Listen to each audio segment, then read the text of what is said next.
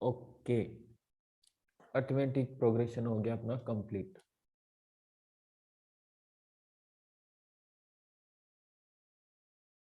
Yes Aditya, Aditya आवाज आ रही?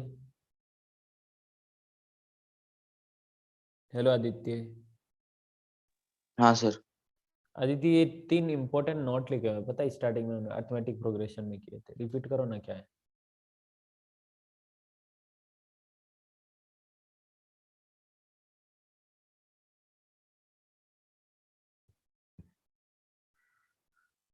क्या आदित्य याद नहीं? सॉरी सर, सर्वेश, क्या बोला आपने? ये 3 इंपॉर्टेंट नोट लिखे हुए यहाँ पे, अर्थमेटिक प्रोग्रेशन में हमने देखे थे, रिपीट करो ना एक बार।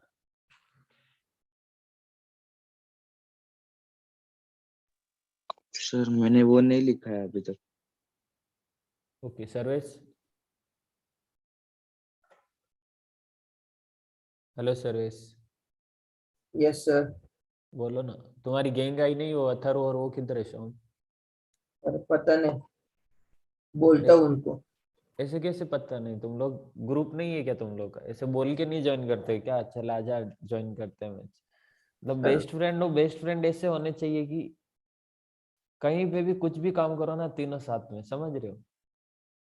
हाँ सर, मुझे लगा वो ज्वाइन होंगे, पूछता हूँ उनसे क्यों नहीं हुए। हाँ नहीं, जाने दो उनको, वो पहले 3 इंपॉर्टेंट नोट के बारे में डिस्कस करते हैं। क्या है बताओ ना।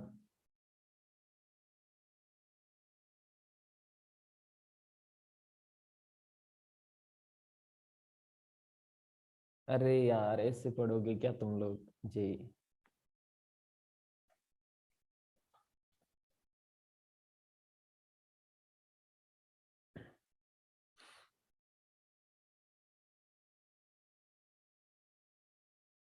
श्रेया, डी एंड ई, इसके बारे में हमने देखा था ना कि किसी बीच वाली टर्म से, एक मिनट हाँ।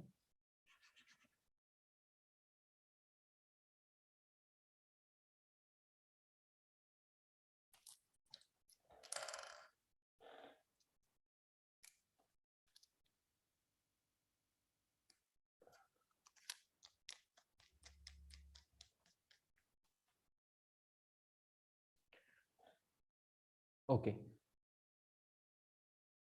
श्रेया, कोई टर्म अगर स्टार्टिंग से के टर्म है तो लास्ट से कौन सी टर्म होगी वो? n minus k plus one. नहीं नहीं नहीं, लास्ट से अगर के टर्म है तो स्टार्टिंग से कौन सी टर्म होगी? मतलब लास्ट से सपोज 4th टर्म है, हमें निकालना है कि स्टार्टिंग से वो कौन सी टर्म है, कैसे फाइंड करेंगे अगर टोटल नंबर ऑफ टर्म्स है? n लास्ट, माइनस हाँ n minus k plus one, अगर लास्ट से के टर्म है तो स्टार्टिंग से वो n minus k plus one होगी। ठीक है। And sum of two terms of a p equidistant from beginning and end is constant and equal to sum of first and last term. Okay, sum of two terms from sum of two terms of an AP, यानी कि किसी AP की दो वो term जो starting से और and से सेम डिस्टेंस पे, तो उनका जो प्रोडक्ट जो उनका सम है वो कांस्टेंट रहेगा और वो फर्स्ट एंड लास्ट टर्म के सम के इक्वल रहेगा। ठीक है, कोई भी टर्म सपोज 1 2 3 4 5 6 7 8 9 10, स्टार्टिंग से थर्ड टर्म, लास्ट से थर्ड टर्म, इन दोनों का सम फर्स्ट एंड लास्ट के सम के इक्वल रहेगा।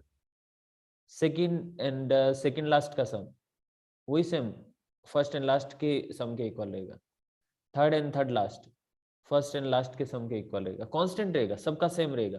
मतलब सेकंड एंड सेकंड लास्ट जो टर्म्स है उनका सम, थर्ड एंड थर्ड लास्ट उनका सम, फोर्थ एंड फोर्थ लास्ट उनका सम, फर्स्ट एंड लास्ट का सम, इन सब का कांस्टेंट रहेगा, फिक्स रहेगा और फर्स्ट एंड लास्ट के इक्वल रहेगा। ओके, याद रखना important property. Any term of an AP except the first is equal to the half the sum of terms which are equidistant from it। हमें ये तो पता है 2b equal to a plus c, मतलब आजू बाजू के इक्वल रहेगा, लेकिन ये सिर्फ आजू बाजू के लिए नहीं है। सपोज ये मैं b मान रहा हूँ तो इसका 2 टाइम्स इन दोनों के सम के इक्वल होगा, इन दोनों के सम के इक्वल होगा, इन दोनों के सम के इक्वल होगा, ऐसा है। ठीक है, ये तो देखा था हमने, एपी तो किया था, क्वेश्चंस भी किए। फिर अर्थमेटिक मीन, सर्विस बताओ ना, अगर दो नंबर है ए एंड बी, उनके बीच में एक ऐसा नंबर मैं डाल रहा हूँ कि तीनों एपी में हो जाएंगे, तो ये ए क्या हो सकता है? इसी को तो अर्थमेटिक मीन बोलते हैं ना, arithmetic mean of two numbers, A and B. बीच में एक ऐसा नंबर डाल रहा हूं मैं जिससे कि तीनों एपी में बन जाएंगे, इसको बोलते हैं अर्थमेटिक मीन। इसकी वैल्यू क्या होती है, क्या सर्विस?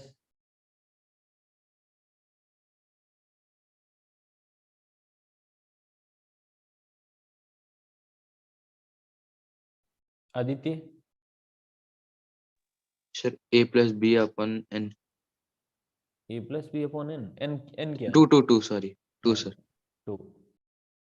अच्छा आदित्य, अगर n number of arithmetic mean डालने ए एंड बी के बीच में, total number of arithmetic mean n है, a1 a2 a3 a4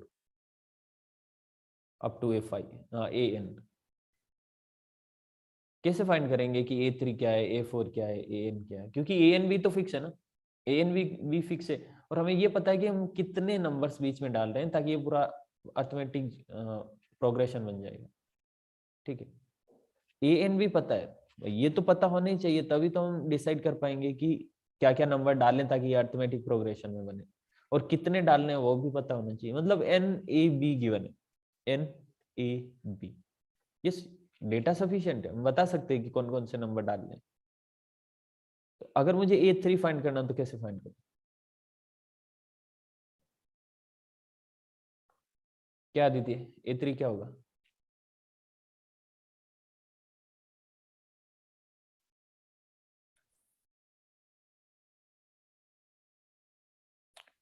अब भी ये काम करो तुम लोग, है ना, डेली के 30-40 क्वेश्चन दूंगा मैं अभी homework.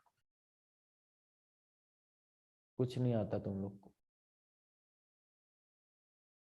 Adiraj, what is A3? Sir मैंने लेक्चर नहीं किया। अच्छा हाँ, तुमने नहीं किया। कीर्ति?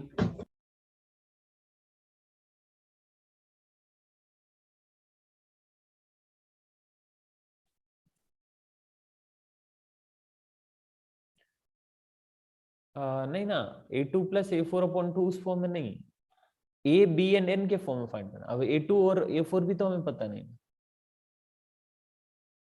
ठीक है, ये ऐसे बोल सकते हैं A2 प्लस A4 अपॉन 2, लेकिन A2 A4 क्या है वो भी तो पता नहीं ना। भाई हमें तो ये गिवन है A एंड B, मतलब किन के बीच में अर्थमेटिक मीन डाल रहे हैं और कितने डाल रहे हैं, यानी कि A B N गिवन है, तो इसका आंसर A B N के फॉर्म में आना चाहिए, नहीं क्या?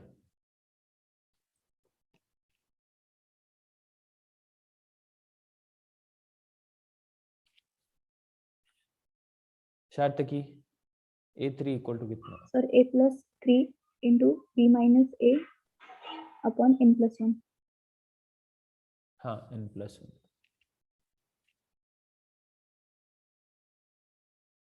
यहाँ पे 3 नहीं पुट करना।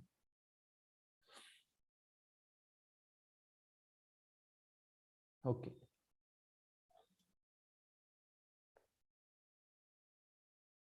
प्रॉपर्टी जो जीपी कर रहे थे लास्ट टाइम, वही सेम रिलेट कर सकते हैं एपी की प्रॉपर्टी से, बस वहां पे सम था, यहाँ पे प्रोडक्ट है। जैसे यहाँ फर्स्ट सेकंड एंड थर्ड, ये प्रॉपर्टी तो पता आपको। डी में क्या, if in a GP the product of two terms which are equidistant from first and last term is constant and equal to the product of first and last term, कोई भी दो term का जो first and last term से equidistance पे, उनका product constant होगा और वो फर्स्ट एंड लास्ट के प्रोडक्ट के इक्वल होगा। ठीक है,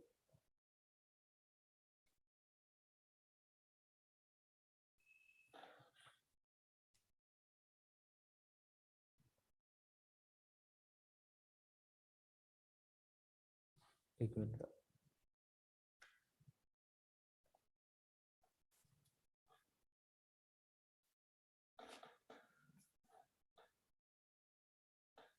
ठीक है, क्या लिखा हुआ, किसी जीपी में कोई टर्म्स जो फर्स्ट एंड लास्ट से इक्विडिस्टेंस पे, इक्विडिस्टेंस से मतलब कि suppose second and second last, इन दोनों का प्रोडक्ट कांस्टेंट होगा, third and third last product same होगा, fourth and fourth last product same होगा। सेम होगा मतलब किसके सेम होगा, इनके सेम होगा जो इक्विडिस्टेंस पे, मतलब सेकंड एंड सेकंड लास्ट का जो प्रोडक्ट होगा वो थर्ड एंड थर्ड लास्ट के प्रोडक्ट के इक्वल होगा। फोर्थ एंड फोर्थ लास्ट के प्रोडक्ट के इक्वल होगा। और फर्स्ट एंड लास्ट प्रोडक्ट का, फर्स्ट एंड लास्ट टर्म का जो प्रोडक्ट है उसके इक्वल, वही कांस्टेंट होगा लेकिन किसके इक्वल, a into l के इक्वल। ठीक है। फिफ्थ पॉइंट है इसमें, each term of GP is raised to the same power then resulting sequence is also in GP. एक तो हमने ये देखा था कि अगर किसी नंबर को जीपी से मल्टीप्लाई डिवाइड करें तो रिजल्टेंट जो सीक्वेंस आएगी वो जीपी में आएगी। Okay, resultant sequence is also in GP. और एक यहाँ पे नई चीज देख रहे, एपी में क्या क्या था, एपी में एडिशन, सब्ट्रैक्शन, मल्टीप्लिकेशन, डिवीजन चारों थे। आप किसी एपी में कुछ ऐड करो, सब्ट्रैक्ट करो, मल्टीप्लाई करो, डिवाइड करो, सेम ही आने वाला। सेम मतलब कि एपी में ही आने वाला। लेकिन यहाँ पे मल्टीप्लिकेशन, डिवीजन तो, एडिशन सब्ट्रैक्शन नहीं है, ध्यान रखना। और एक एक्स्ट्रा चीज है कि अगर जीपी को किसी सेम पावर से रेज करें तो रिजल्टिंग सीक्वेंस भी जीपी में रहेगा। ओके,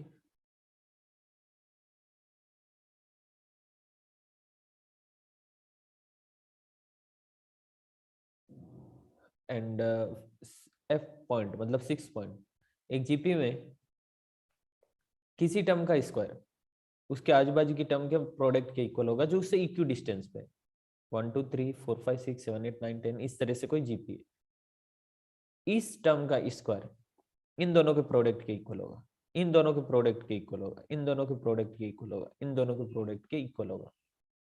ये मतलब है इसका। सही ना श्रेया? हाँ सर।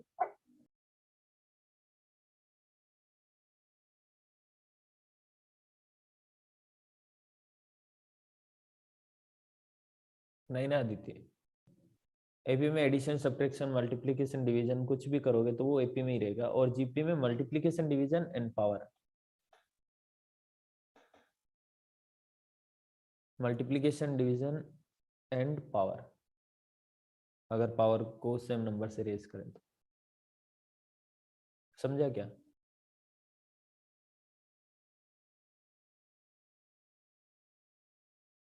ओके, अधिराज पूछ रहा है कि ये कैसे हुआ, मतलब 6 पॉइंट कैसे। देखो अधिराज, अगर मैं यहाँ पे एक सीक्वेंस कंसिडर करूँ, GP sequence, a are square, A R cube, a R S to 4, a R S to 5, a R S to 6, a R S to 7, a R S to 8। ठीक है, कोई भी टर्म ले लेता हूँ बीच वाली, ए R raise to 4। ठीक है, तो इसका स्क्वायर करेंगे तो ये बनेगा ए स्क्वायर आर रेस टू 8। अब आप एक बात नोटिस करोगे, जब इन दोनों को मल्टीप्लाई करते तो ए से ए मल्टीप्लाई होता है, ए स्क्वायर हो गया। और यहाँ पे आर क्यूब है, इधर आर एस टू 5 है, तो मल्टीप्लाई करेंगे तो आर एस टू 8 होगा। पता है ये क्यों बना? क्योंकि भाई इससे एक आर कम है ना, इधर इधर आर क्यूब है, इधर आर एस टू 4 है, इधर एक कम है। तो कम है तो क्या हुआ, एक आगे ज्यादा हो गया, तो वो बैलेंस हो गया। प्रोडक्ट करने पे बैलेंस मतलब कि इस 4 का स्क्वायर हो गया, मतलब ये 2 से मल्टीप्लाई हो गया, ऐसे बोल सकते हैं। सॉरी, 4 का स्क्वायर नहीं, 2 से मल्टीप्लाई हुआ, 4 2 से मल्टीप्लाई हो गया। क्यों? क्योंकि इधर 3 है, इधर 5, इधर एक कम हुआ तो इधर एक ऐड हो गया। जब प्रोडक्ट करेंगे तो पावर ऐड होती है। सो 4 इंटू 4 प्लस 4 हो गया, या 4 इंटू 2 बोल सकते हैं। सेम यहाँ पे भी, इधर 2 आर कम है, मतलब आर स्क्वायर, इधर आर एस टू 4 है, कोई बात नहीं ना, इधर 2 ज्यादा है। सेम यहाँ पे 3 कम है तो इधर 3 ज्यादा है, इधर 4 कम है तो इधर 4 ज्यादा है। सो जो इक्वी डिस्टेंस पे उनका प्रोडक्ट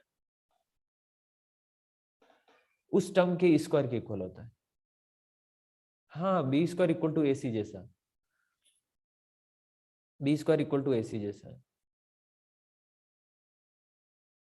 लेकिन B square equal to A सी हम कब यूज करते हैं? जब सिर्फ 3 टर्म है ए बी सी, तब हम बोलते हैं कि हाँ B square equal to A C.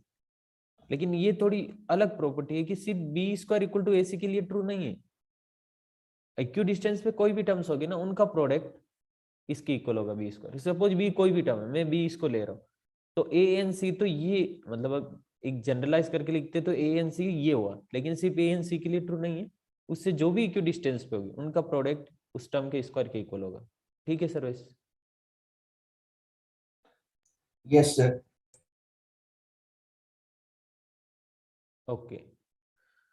If the terms of given GP are chosen at regular interval, then the new GP is also in FP. New GP is also in GP. देखो क्या लिखा हुआ, if the terms of given GP are chosen at regular interval then the new sequence is also a GP. कैसे हुआ ये? A are square, A R cube, a r raise to 4, a r raise to 5, a r raise to 6, a r raise to 7, a r raise to 8, a r raise to 9, a r raise to 10. Suppose मैं बीच में एक एक छोड़ रहा हूँ, alternate ले रहा हूँ. A are square, A r raise to 4, a r raise to 6, a r raise to 8, a r raise to 10. तो ये जो सीक्वेंस बनेगा ये भी जीपी में होगा, नहीं क्या? सही ना श्रेया? हाँ सर. ऐसा क्यों होगा? क्योंकि एक एक आर छोड़ रहे हैं. तो यहाँ पे बीच में एक आर छूटा ना, तो इधर भी तो एक आर छूटा, इधर भी एक आर छूटा, इधर भी एक आर छूटा, इधर भी एक आर छूटा. तो रेगुलर इंटरवल अगर लेंगे तो ऑब्वियसली होगा ही जीपी में होता. और सपोज मैं दो दो टर्म छोड़ रहा हूँ, स्टार्टिंग में ए, फिर ए आर क्यूब, फिर ए आर एस टू 6, फिर ए आर एस टू 9, ये भी जीपी में, क्योंकि रेगुलर इंटरवल बीच में से छोड़ रहे हैं ना.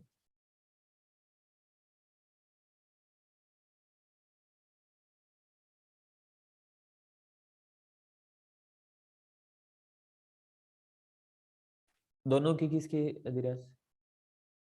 सर मतलब अभी आपने बोला कि इस जीपी में एक मतलब हम ऐसे बीच बीच में छोड़ के एक नया सा जीपी बना सकते हैं ना, बट जो दो जीपी अभी बन जाएंगे तो उनके दोनों के इंटरवल सेम होंगे. इंटरवल मतलब नहीं, सेम कैसे? समझा नहीं. मतलब सर इसमें दो का डिफरेंस है, दो का जो जो नया जीपी बनेगा उसमें भी दो दो का ही डिफरेंस होगा. मतलब ये a are cube, a R S to 6, a R S to 9, इसमें दो दो का difference.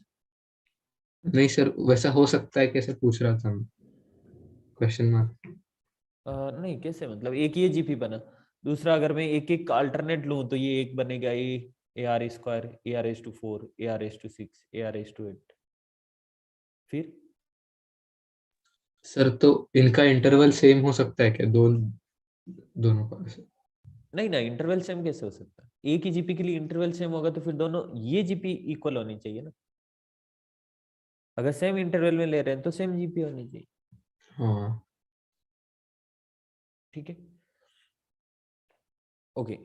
If a1 a2 a3 a4 a5 an तक this is a gp of positive terms, then log a1 log a2 log a3 log an is an ap and vice versa.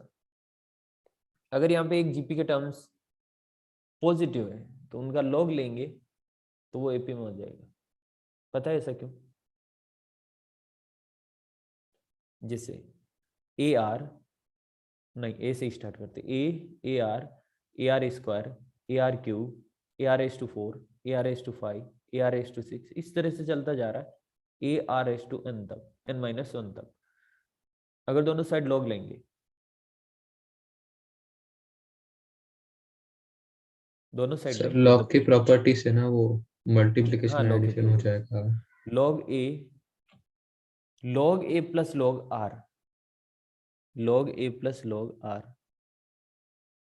इधर बनेगा log a plus log are square यानी कि 2 log are, इधर बनेगा log a plus log are cube यानी कि 3 log are. इस तरह से ये चलता जाएगा.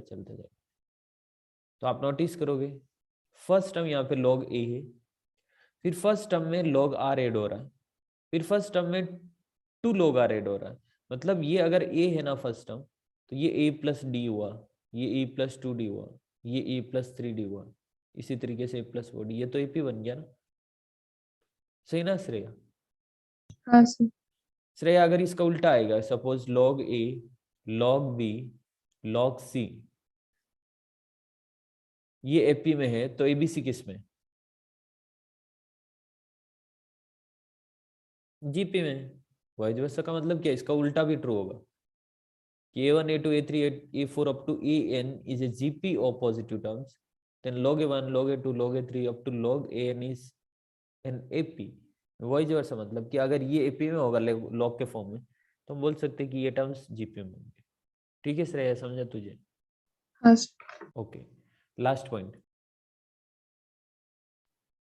if a1 a2 a3 up to an and b1 b2 b3 up to bn are 2 gp, then a1 b1 a2 b2 a3 b3 यानी कि दोनों का प्रोडक्ट कॉरेस्पॉन्डिंग टर्म्स का product and ratio a1 upon b1 a2 upon b2 a3 upon b3 also in gp. देखो कैसे, suppose ये ar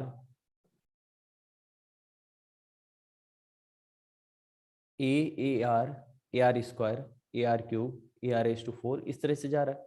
दूसरा b bs square bs cube bs raised to 4 इस तरह से जा रहा है. दोनों का अगर प्रोडक्ट करेंगे कोरेस्पॉन्डिंग टर्म्स का, यानी कि फर्स्ट टर्म के साथ सेकंड टर्म के साथ, तो a into B A B A R B S यानी कि ए बी आर एस, फिर ये A B R S square और इधर होगा A B R S cube, A B R S cube, फिर A B R S raise to 4.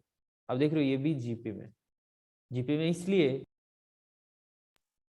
क्योंकि इसका फर्स्ट टर्म इसके फर्स्ट टर्म से मल्टीप्लाई हो रहा, मतलब a B a into b हो रहा, और ये हर एक टर्म में होगा ए इंटू बी, क्योंकि अगर इसका फर्स्ट टर्म ए है तो ये फर्स्ट टर्म हर एक टर्म में होगा, इसका फर्स्ट टर्म अगर बी है तो ये फर्स्ट टर्म हर एक टर्म में होगा, मतलब बी हर एक टर्म में होगा. ठीक है, तो जब आपस में मल्टीप्लाई करेंगे तो फर्स्ट वाले की जीपी का फर्स्ट टर्म सेकंड वाले जीपी के फर्स्ट टर्म के साथ मल्टीप्लाई होगा, और इसके अलावा इसका जो कॉमन रेशियो है इसके कॉमन रेशियो से मल्टीप्लाई होगा. अब सेकंड टर्म में कॉमन रेशियो का पावर 1 1 है, इधर 2 2 है, 3 3 है, तो ये जीपी में हुआ ना. सही ना श्रेया? हाँ सर. और ऐसा ही आप इसके साथ देख सकते हो रेशियो के साथ, वो भी जीपी में रहेगा. ओके,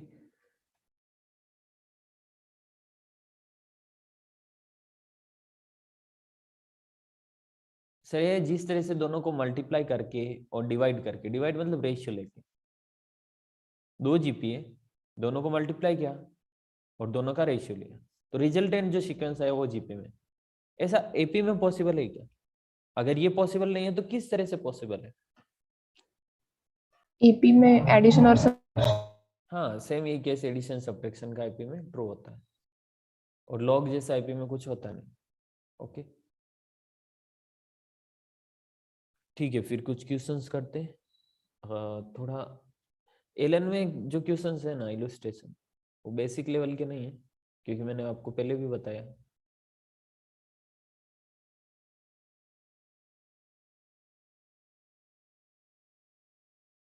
कीर्ति कैसे समझाने में? अलग रेशियो का जीपी,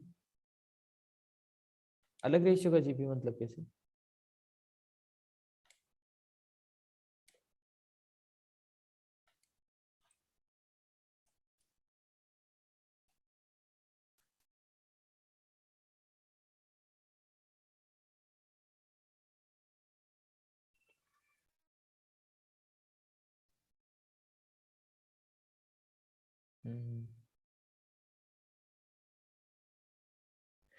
देखो, अगर ये a1 a2 a3 ये जीपी है, b1 b2 b3 ये जीपी है, तो कॉरेस्पॉन्डिंग टर्म को मल्टीप्लाई करो डिवाइड करो, जीपी में ही रहेगा बस.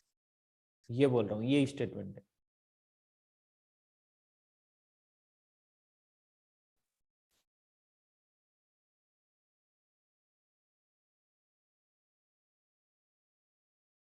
हाँ हाँ हाँ, रह सकता है ना, क्या प्रॉब्लम, मैंने अलग ही तो लिया है. आप देखो ना, इसका कॉमन रेशियो आ रहा है, इसका कॉमन रेशियो ऐसे अलग ही तो लिया, फिर भी देखो ये जीपी में है. अगर दोनों का कॉमन रेशियो अलग सर रहेगा तो उसमें नहीं कॉमन सकता. रेशियो बस आर एस होगा. हाँ, आर एस है. इसका कॉमन रेशियो देखो, इसका कॉमन रेशियो आर है, इसका कॉमन रेशियो एस है, और इसका कॉमन रेशियो आर एस है. R S raise to 1, r S raise to 2, r S raise to 3, r S raise to 4 है ना जीपी. इसमें फर्स्ट टर्म ए बी है, a B A B A B A B.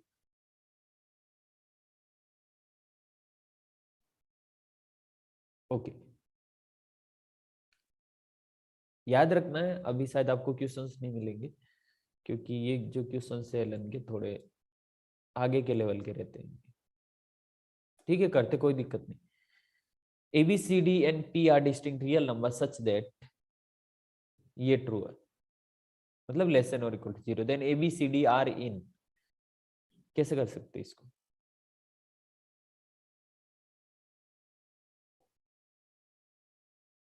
Yes Shreya, एक तरीका तो ये ABCD का value consider करो ऑप्शन के अकॉर्डिंग, मतलब पहले एपी में कंसीडर करो, फिर जीपी में करो, फिर एचपी में। एचपी तो पढ़ा नहीं हमने, तो इसलिए ए एंड बी में से आंसर होगा। और जस्ट जीपी के बात कर रहे हैं तो आंसर तो बी है, ठीक है, जीपी है, लेकिन कैसे?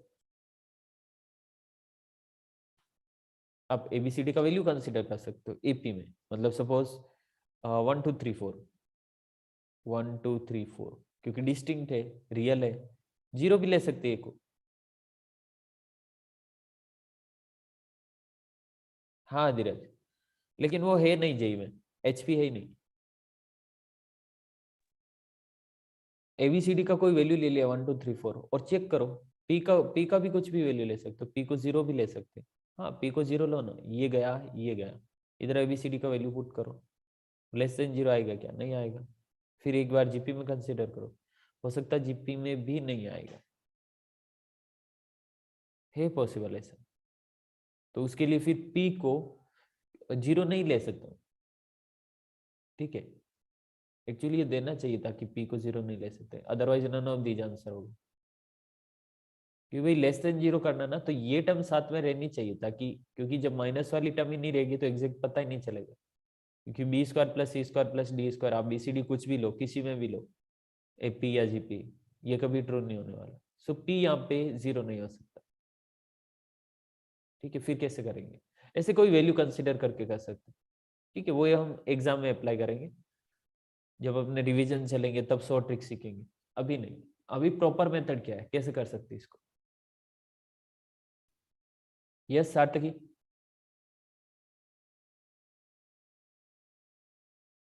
क्या लगता है?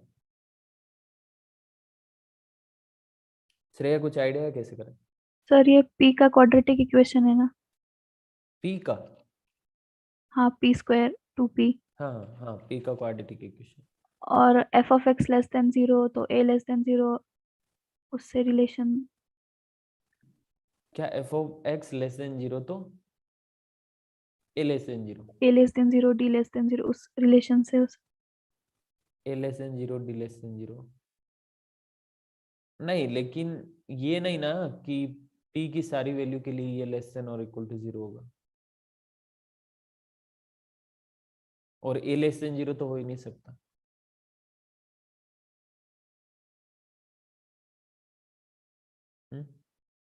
ए लेस देन जीरो तो हो ही नहीं सकता। और अभी ये नहीं बोला ना सारी पी वैल्यू के लिए ये इधर लेस देन और इक्वल टू जीरो, कि ये लेस देन और इक्वल टू जीरो किसी पी की वैल्यू के लिए, तो हम बताना कि एबीसीडी किस में। ये नहीं बोला कि सारी पी की वैल्यू के लिए ऐसा कुछ, उसके बारे में क्वेश्चन में है नहीं। देखो मुझे ऐसा लग रहा है यहाँ पे पी में, ठीक है, क्वाड्रेटिक इक्वेशन है ये, यहाँ पे ए स्क्वायर है, इधर ए square B square C square है, इधर B square C square D square है, और यहाँ पे ये 2ab 2bc 2cd, 2ab 2bc 2cd ऐसा कुछ है, ठीक है। तो एक काम करते हैं ना, अंदर मल्टीप्लाई करते हैं इसको, पी स्क्वायर को मल्टीप्लाई करते हैं, 2p को मल्टीप्लाई करते हैं, देखते क्या बन रहा है। A square P square plus B square P square, ठीक है। आपको थोड़ा अभी ये अजीब सा लगेगा कि ऐसे ऐसे कहाँ से लॉजिक लेके आए, लेकिन एटलीस्ट आज ये सीखने के बाद तो पता चलेगा ना कि ऐसे क्वेश्चन को इस टाइप से कर सकते हैं, ठीक है। यही तो चीज है जो सीक्वेंस सीरीज को थोड़ा टफ बनाती है, कि आपको प्रैक्टिस के साथ ही समझ में आएगा, और बहुत भयंकर प्रैक्टिस करनी पड़ती है इसकी। मतलब 11th में सीक्वेंस एंड सीरीज जैसा चैप्टर है ना, जिसमें प्रैक्टिस के साथ ही लॉजिक समझ आते हैं, पहले से कुछ नहीं पता चलता है। मतलब हमें जैसे जैसे क्वेश्चन करते हैं ना, तो ऐसा आइडिया आता है कि अच्छा ये एक मेथड है क्वेश्चन को सोल्व करने का, जिसका बेसिक कॉन्सेप्ट से लेना देना ही नहीं। और सीक्वेंस एंड सीरीज मैंने स्टार्टिंग में बताया, sequence and series, binomial theorem, complex number, ये 3 चैप्टर है जो रैंक बूस्ट करते हैं। मतलब हर किसी के सही नहीं होते, प्रैक्टिस चाहिए रहता है इसमें। अगर आप 3D ज्योमेट्री या फिर differential calculus, application of derivatives, वो चैप्टर्स करोगे तो ऑलमोस्ट सबके सेम हो जाते हैं, क्योंकि वो कॉन्सेप्चुअली क्वेश्चंस आते हैं, पता है कि इस कॉन्सेप्ट से करना। लेकिन सीक्वेंस एंड सीरीज में प्रैक्टिस चाहिए रहता है। और कुछ क्वेश्चंस तो ऐसे होते हैं जिनका फिक्स मेथड है कि ये इसी मेथड से होने वाला है, और कोई दूसरा मेथड है ही नहीं, क्योंकि सिर्फ कैलकुलेशन है वहां पे, ठीक है। तो देखो ये क्वेश्चन तो ये वाले हम ऐसा कर सकते हैं, क्या? -2 को अगर 0 की वो साइड ले गए तो सर उससे दो हम लोग को सॉल्यूशन मिलेंगे, एक तो लेस देन करके, एक इक्वल टू करके। फिर उसमें केसेस करके फिर यूज कर। सर आपने जो किया है वो उससे मेरा है ना a माइनस बी स्क्वायर करके एक फॉर्म में वो तीनों आ गए, उसके आगे पता नहीं सर क्या हाँ करना हाँ है। हाँ, वही आने वाले हैं, बस उसी से तो होने वाला ही है, उसी से होगा। B square P square C square P square minus 2 PAB minus 2 PBC minus 2 PAC CD sir 2 PCD plus B square plus C square plus D square less than और equal to 0। Okay, so A square P square यहाँ पे -2 PAB -2 PAB। सो AP है अपने पास, तो b square को साथ में रखना चाहिए ताकि एक कंप्लीट स्क्वायर फॉर्म बनेगा। -2 PAB plus B square plus B square P square -2 PBC, तो साथ में सी स्क्वायर को रखना चाहिए ताकि एक कंप्लीट स्क्वायर बनेगा, plus C square P square -2 PCD plus D square, yes, less than or equal to 0. So this is AP minus B whole square plus BP minus C whole square plus CP minus D whole square less than or equal to 0. तीनों completing एक complete square है और बीच में plus है, तो कभी less नहीं हो सकता, इक्वल टू 0 होगा। ठीक है,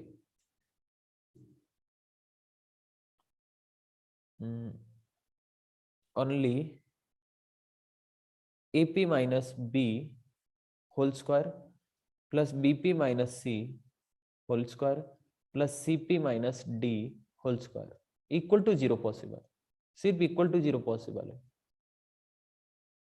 और ये 0 कब होगा? देखो स्क्वायर है ना, तो इसका मतलब माइनस तो कभी बार आएगा ही नहीं, तो अलग अलग वैल्यू पुट करोगे तो इसकी अलग अलग वैल्यू आएगी। सिर्फ एक ही केस में पॉसिबल है कि AP minus B equal to 0 हो जाए। मतलब ये 0 कब पॉसिबल है? जब तीनों टर्म 0 हो जाएगी।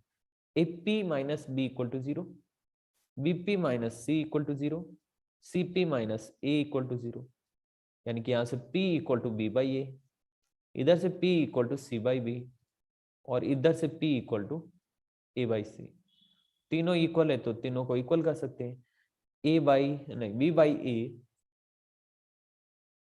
ये ए कहाँ से है? डी है सर, यहाँ पे डी है, तो ये बनेगा D by C. B by A equal to C by B equal to D by C. इसका मतलब ABCD आर इन जीपी। ठीक है श्रेया, समझा क्या तुझे? हाँ सर। ओके, आदित्य कोई डाउट? नहीं सर। ठीक है, next question. ABC are in GP, then this equation have a common root.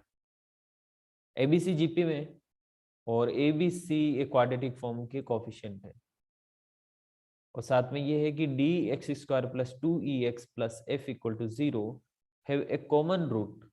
इन दोनों का एक कॉमन रूट है, तो हमें ये फाइंड करना कि d by a e by b f by c किस में। Best sir approach condition of common root. Yes, condition of common root लगा सकते हैं, और जहां पे इस तरह का मतलब कंडीशन ऑफ कॉमन रूट लगाएंगे तो ये आएगा ABCDEF में, यस, और वहां पे इसको यूज करेंगे ABC आर इन जीपी को, मतलब b square equal to AC को यूज करेंगे, नहीं क्या? सही ना सर? क्या नाम? सोम? Yes sir. ओके, और कोई अप्रोच हो सकता है? और कोई मेथड? क्या श्रेया, कैसे कर सकते हैं और किसी मेथड से?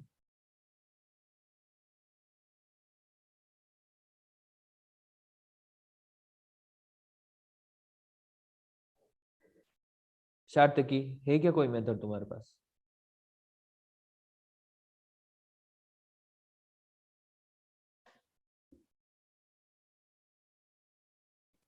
सर ABC GP में तो B square is equal to AC हाँ सब्स्टिट्यूट करके आ सकता है।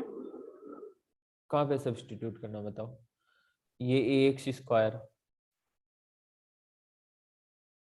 Plus 2bx plus c equal to 0 और हमें ये पता है कि b square equal to ac है। फिर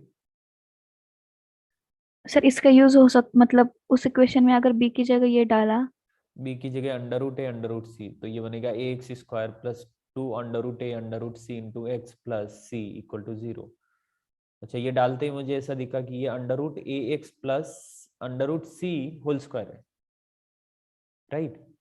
यानी कि x का वैल्यू आएगा minus C by under root A comma minus C by under root A minus under root C by under root A minus under root C by under root A. दोनों equal है, दोनों root equal है। अब दोनों में एक root common है, इसका मतलब दोनों रूट कॉमन है, दोनों इक्वल है ना। क्या सार्थक नहीं समझा? समझा सर? श्रेय समझ आ रहा है? हाँ सर। इसका मतलब ये इसको सेटिस्फाई करना चाहिए ना, इसमें एक रूट कॉमन है। अब दोनों ही सेम है तो दोनों में से कोई भी एक सेटिस्फाई करेगा, मतलब दोनों ही सेटिस्फाई करेंगे। D minus under root C upon under root A whole square plus 2e under root C by A minus का माइनस बार प्लस एफ इक्वल टू 0। ठीक है, ये क्या बन रहा, माइनस नहीं प्लस हो जाएगी, स्क्वायर है ना। D C upon A minus 2e under root C upon under root A plus F equal to 0। Okay ऐसा बना।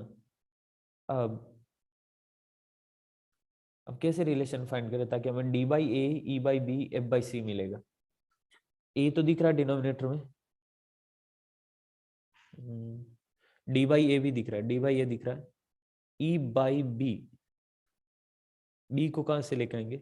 बी को लाने के लिए मुझे यहाँ पे इसको under root C by under root A का कुछ करना पड़ेगा। ठीक है, D by A into C minus 2e B, देखो B square equal to A C है ना, तो सी की जगह होगा बी स्क्वायर अपॉन ए। ठीक है, C equal to B square upon A, इसका मतलब अंडर रूट सी की जगह B by root A, B by root A, root A already denominator में तो आई अपॉन ए हो गया ये। ठीक है, प्लस एफ इक्वल टू 0। ठीक है ऐसा बना। अब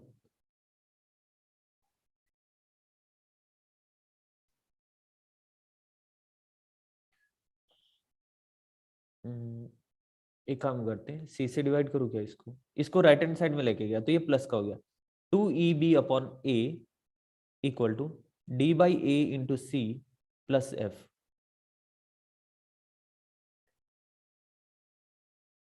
ओके, ई बाई बी दिख रहा है, ई बाई बी, अरे यार ई बाई ए बना ना इधर तो,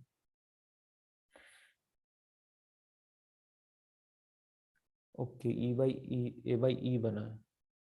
ओके ओके ओके, सो हमने यहाँ पे थोड़ा सा ये रॉन्ग सब्सटीट्यूशन कर दिया, अंडर रूट सी सब्सटीट्यूट नहीं करना चाहिए था, अंडर रूट ए सब्सटीट्यूट करना चाहिए था, क्योंकि डिनोमिनेटर में अपने को बी चाहिए।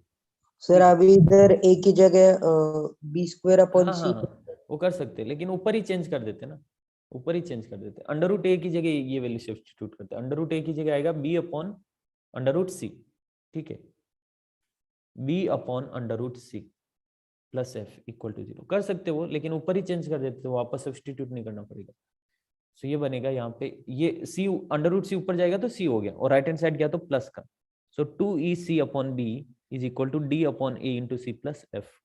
अब सी से अगर डिवाइड करेंगे तो ऐसा बन रहा 2e upon b equal to D by a plus f by c. Yes, ये एपी में ऑप्शन ए करेक्ट है। ओके श्रेय समझा? हाँ सर। ठीक है, या फिर अगर आपको ये कंडीशन लगा के करना वैसे कर सकते हो, A to B C D to E F. तो पहले मेजर का product E F minus D C whole square, फिर माइनर क्रॉस प्रोडक्ट का मल्टीप्लिकेशन, यानी कि 2ae minus 2bd into 2bf minus 2ce। ठीक है, सिंप्लीफाई करो और इसको यूज करो, B square equal to A सी को, सेम आंसर आएगा। ओके, उल्टा ये ज्यादा इजी जाएगा उससे। ट्राई करना एक बार, ऐसे करोगे ना श्रेया? हाँ सर। ओके ठीक। ये वाला question, a plus B x upon A minus B x, b plus C x upon b minus C x, C plus D x upon c minus D x, ऐसा है। These are equal. यहाँ पे x zero नहीं है, ठीक है। Then so that a b c and d are in GP. Yes, कैसे show कर सकते हैं इसको? अब x जीरो नहीं है तो x को कुछ और ले सकता हूँ ना, मैं x को 1 ले सकता हूँ, सपोज x इक्वल टू 1। तो क्योंकि एबीसीडी जीपी में है, ये x पे डिपेंड थोड़ी ना करेगा। और अगर x पे डिपेंड करेगा तो भी आंसर पे कोई फर्क नहीं पड़ेगा, क्योंकि x जीरो नहीं हो सकता, बाकी कुछ भी हो सकता है ना। तो x इक्वल टू 1 ले लेते हैं। ये बनेगा a plus b upon A minus b, इधर आएगा b plus c upon b minus c, इधर आएगा c plus d upon c minus d. हमें किस में रिलेशन चाहिए? एबीसीडी में। तो यहाँ पे कंपोनेंटो डिविडेंडो यूज करना पड़ेगा। यस, इनफैक्ट अगर x इक्वल टू 1 आप नहीं भी कंसिडर करोगे तो भी आपको क्लियरली दिख रहा होगा, डिविडेंडो कंपोनेंटो यूज करेंगे तब जाके हमें यहाँ पे एबीसीडी में रिलेशन मिलेगा। और यहाँ से तो क्लियरली दिख ही रहा है भाई, a अपॉन बी था और मैंने यहाँ पे कंपोनेंटो डिविडेंडो यूज किया, तभी तो a plus b upon A minus b बना। और वापस से डिविडेंडो कंपोनेंटो यूज करेंगे तो a अपॉन बी के फॉर्म में आ जाएगा। ओके श्रेया, समझ रहा है तुझे? हाँ सर। ठीक है, तो x इक्वल टू 1 कंसिडर नहीं करते, वैसे कंसिडर करेंगे तो इजी हो जाएगा, लेकिन इजी थोड़ी ना बताना। अभी तो प्रॉपर मेथड सीखना, इजी तब बताएंगे ना जब एग्जाम होगा, रिवाइज करेंगे तब।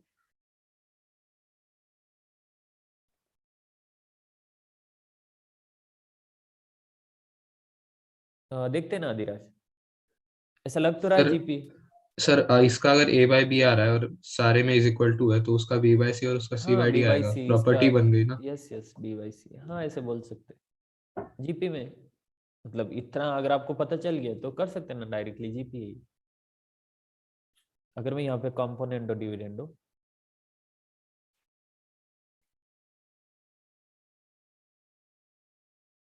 यूज करूं तो ये क्या होगा?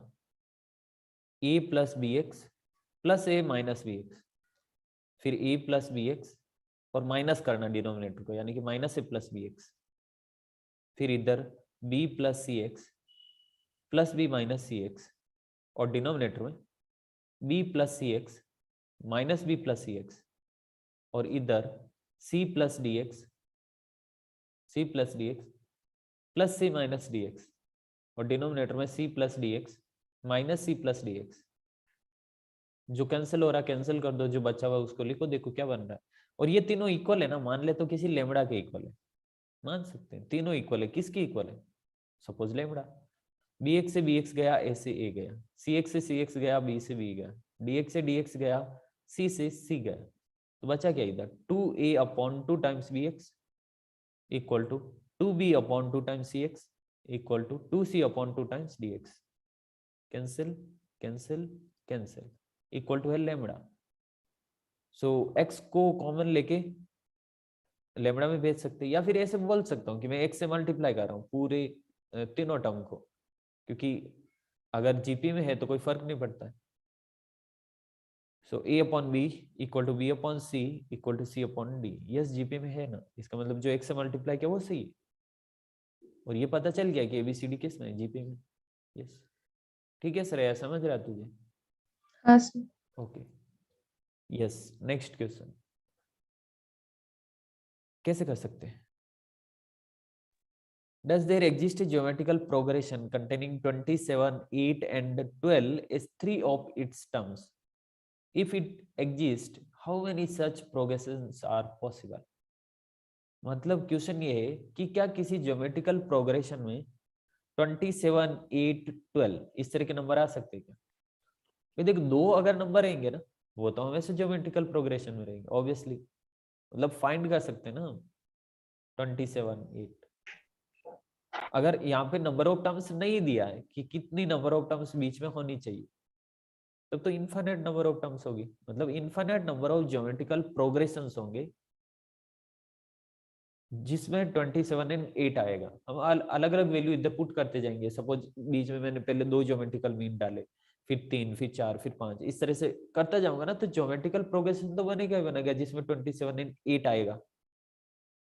यस, मतलब ऐसे infinite number of geometrical progression से, ज्योमेट्रिकल सीक्वेंस से जिसमें 27 एंड 8 आएगा। तो 2 नंबर के साथ तो इनफाइनाइट आंसर होता ही है, लेकिन क्या ऐसा 3 नंबर के साथ पॉसिबल है क्या?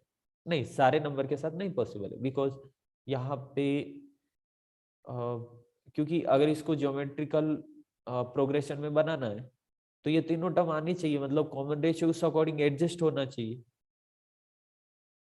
ठीक है, तो श्रेय बताओ ना मुझे सोच के कि क्या ये पॉसिबल है कि किसी ज्योमेट्रिकल प्रोग्रेशन में ये तीनों टर्म आएगी?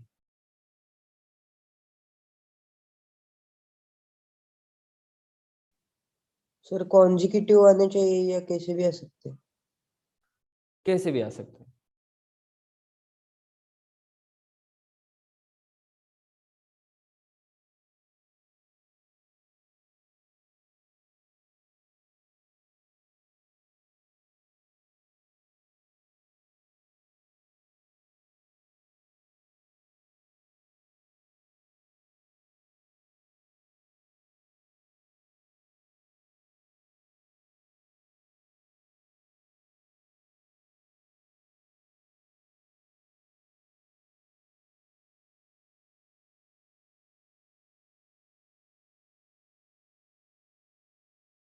ओके, मिला क्या आंसर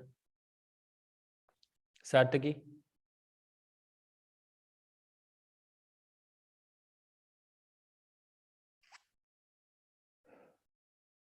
श्रेय ऐसा पॉसिबल है क्या कि जैसे 8, 12, 27 अभी दिया नहीं है ना कि बीच में कितने कितने टर्म्स हो सकते हैं, तो यहाँ पे क्या पता हमें 4 ज्योमेट्रिकल मीन डालने से और इधर 3 ज्योमेट्रिकल मीन डालने से ये ज्योमेट्रिक प्रोग्रेशन में हो जाएगा। मतलब क्या ऐसा पॉसिबल है क्या कि कोई भी 3 नंबर हो, चाहे कोई भी 3 नंबर हो, उनको हम कैसे न कैसे करके ज्योमेट्रिक कुछ नंबर ऑफ ज्योमेट्रिक मीन अंदर डाल के उनको जीपी बना सकते हैं? ऐसा पॉसिबल है क्या? हाँ सर, पॉसिबल। रियली?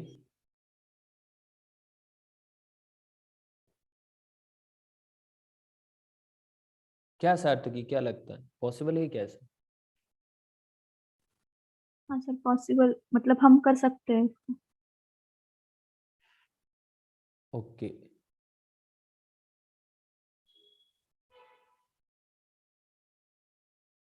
नहीं ना, एक्चुअली पॉसिबल नहीं है, पता है क्यों? सर क्योंकि वो एटलीस्ट सर इनके 27 और 8 मल्टीपल्स होने का चाहिए। मल्टीप्लिकेशन 12 का स्क्वायर के बराबर चाहिए, वो नहीं आता। अरे नहीं ना, ये तो मिड टर्म होगी ना, मतलब 8 एंड 27 इससे सेम डिस्टेंस पे होगी, तब पॉसिबल, तब बोलते हैं ऐसा। तो जरूरी थोड़ी ना सेम डिस्टेंस पे कब होगी, जब इधर total number of geometric mean और इधर total number of geometric mean equal होंगे। नहीं, ऐसा जरूरी नहीं। किसने बोला इक्वल होने चाहिए? कितने भी डालो, बस तीनों के तीनों ज्योमेट्रिक प्रोग्रेशन में आने चाहिए। ऐसा थोड़ी ना बीच वाले का मल्टीप्लिकेशन बाकी दोनों के सम, ये तो तब होता ना जब 12 इन दोनों से इक्वी डिस्टेंस पे होता। हाँ सर।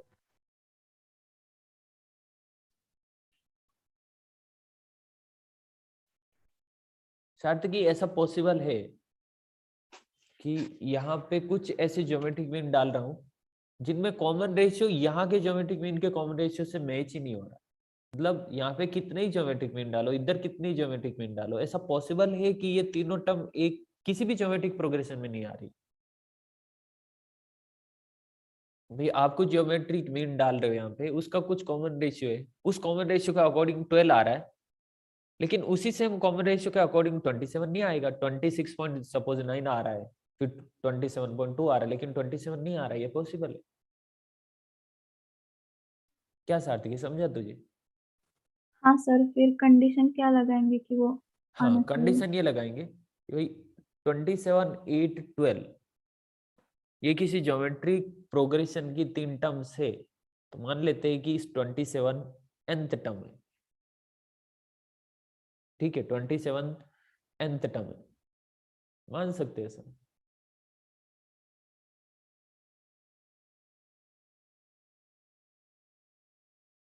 या फिर इसको ऐसे लेके 8, 12, 27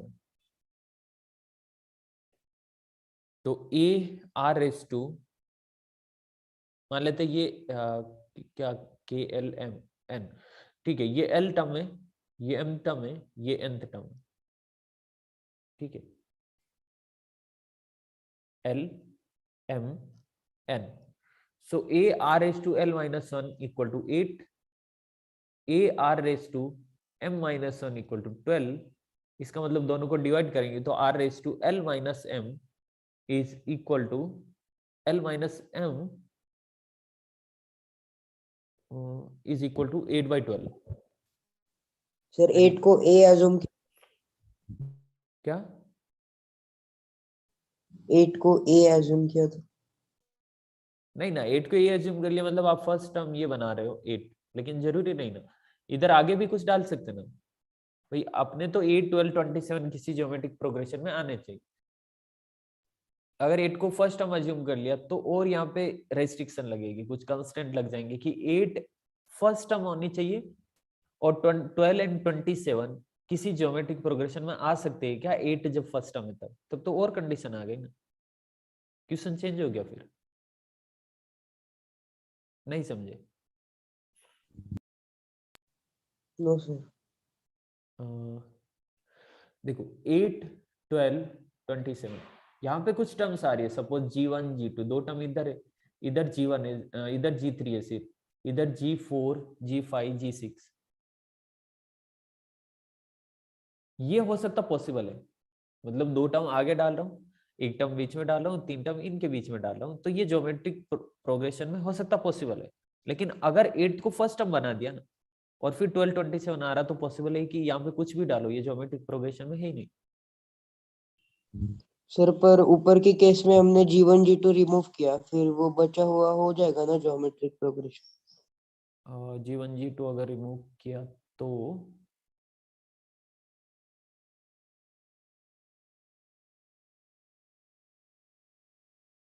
हाँ यस यस पॉसिबल है, ओके हाँ पॉसिबल है, ले सकते।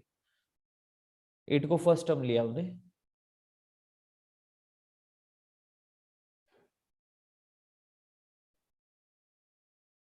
हाँ ठीक है ऐसा कर सकते हैं, मतलब ऐसे कांस्टेंट लेने की जरूरत नहीं पड़ेगी, ज्यादा अननोन लेने की जरूरत नहीं पड़ेगी, ठीक है। 8 मान लेते हैं कि ये फर्स्ट टर्म है, ये mth टर्म है और ये nth टर्म है, ऐसा मान सकते हैं, ठीक है। a r raised to m minus 1 is equal to 12 and 8 r raised to n minus 1 equal to 27, okay. सो यहाँ से क्या मिल रहा है, r raised to m minus 1 is equal to 8 by 12, 8 by 12 मतलब 2 by 3, r raised to m minus 1 equal to 2 by 3 और इधर r raised to n minus 1 equal to 27 by 8, yes direct 27 by 8 ही आएगा, okay. दूसरा relation ये मिला। हम क्या कर रहे हैं यहाँ पे, हम m एंड n में ऐसा रिलेशन फाइंड करेंगे, ऐसा कुछ फाइंड करेंगे कि m और n इंटीजर होने चाहिए, इंटीजर में भी नेचुरल नंबर, मतलब m एंड n क्या कोई टर्म है कि first term second term third term किसी पोजीशन की टर्म, तो अगर m एंड n की वैल्यू इंटीजर आ रही है, नेचुरल नंबर आ रही है, तो इसका मतलब यहाँ पे बहुत सारे केसेस पॉसिबल है और अकॉर्डिंगली देखेंगे क्या क्या केस पॉसिबल है। लेकिन m एंड n एक साथ हो ही नहीं सकते, मतलब r की ऐसी वैल्यू पॉसिबल ही नहीं है कि m एंड n यहाँ पे नेचुरल नंबर आएंगे, तो इसका मतलब एक भी केस ऐसा पॉसिबल नहीं है, एक भी जीपी ऐसी पॉसिबल नहीं जिसमें 8 12 27 आएगा, ठीक है। अब यहाँ पे मैं क्या कर रहा हूँ, 8 by 12 8 by 27 ऐसे कैसे आ रहा है यार, 8 by 27 8 by 27, ओके। सो अगर इसका क्यूब करूंगा ना, r m minus 1 का cube, this is equal to 8 by 27 और इधर r raised to n minus 1 equal to 8 by 27, इधर भी 8 by 27 इधर भी 8 by 27, तो ये बना r raised to 3m minus 1, r raised to 3m minus 3 actually, अगर ब्रैकेट ओपन कर दो तो ये 3 मतलब m minus 1 3 से मल्टीप्लाई होगा, यानी कि 3 into m minus 1, bracket open करेंगे तो 3m minus 3 equal to r raised to n minus 1, base में पावर ऐड हो जाएगी, पावर इक्वल हो जाएगी, 3m minus 3 equal to n minus 1, यानी कि 3m minus n equal to 2, सही ना श्रेया?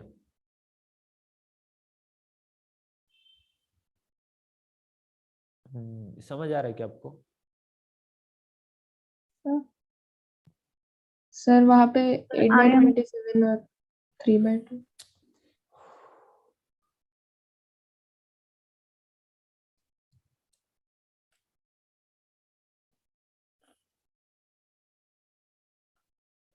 ओके सर तो r/1 माइनस n ले लो ना। हाँ sir r/1 minus n is equal to 8/27। r is to n-1 equal to, okay ठीक है, यहाँ पे गलत किया था मैंने, और यहाँ पे गलत किया इसलिए यहाँ पे भी गलत कर दिया। ठीक है अभी सही है। अगर हम क्यूब करेंगे दोनों साइड तो r/m-1, अरे रिजल्ट तो सेम ही आ रहा है, मतलब वो हुआ ना, दोनों साइड मिस्टेक हुई तो रिजल्ट सेम ही आने वाला है। r/m-1 इक्वल टू क्यूब करेंगे तो ये बनेगा 27/8, और इधर बन रहा r/n-1 इक्वल टू 27/8, दोनों को इक्वल किया तो r/3m-3 इज इक्वल टू 27/8, और इधर है r/, मतलब ये तो एज इट इज ही रहेगा। तो दोनों को कंपेयर करेंगे तो r/3m-3 is equal to r/n-1। Base दोनों का सेम है इसलिए पावर इक्वल हो जाएगी। 3m-3 is equal to n-1, मतलब 3m-n इज इक्वल टू 2, ऐसा बनाइए। ठीक है, थोड़ा n को उधर लेके चले जाए, कैलकुलेट करना इजी रहेगा। 3m equal to n+2। अब आपको m एंड n का ऐसा वैल्यू कंसिडर करना है, इंटीजर वैल्यू होनी चाहिए, मतलब नेचुरल नंबर, जैसे first term, second term, third term, तो 1 से स्टार्ट करना, 1 2 3 4। और अगर एक भी कंडीशन सेटिस्फाई हो रही है इसका मतलब ये पॉसिबल है जीपी में। देखते हैं, अगर मैंने n का वैल्यू लिया 1 तो m का वैल्यू भी 1 आ रहा है। यस, जब n इक्वल टू 1 लिया ना, m इक्वल टू 1 आ रहा है, इसका मतलब फर्स्ट टर्म एंड इसका first term, n equal to 1 पे m इक्वल टू 1 आ रहा है। सर इक्वल नहीं और n, क्या? Sir m should not be equal to n।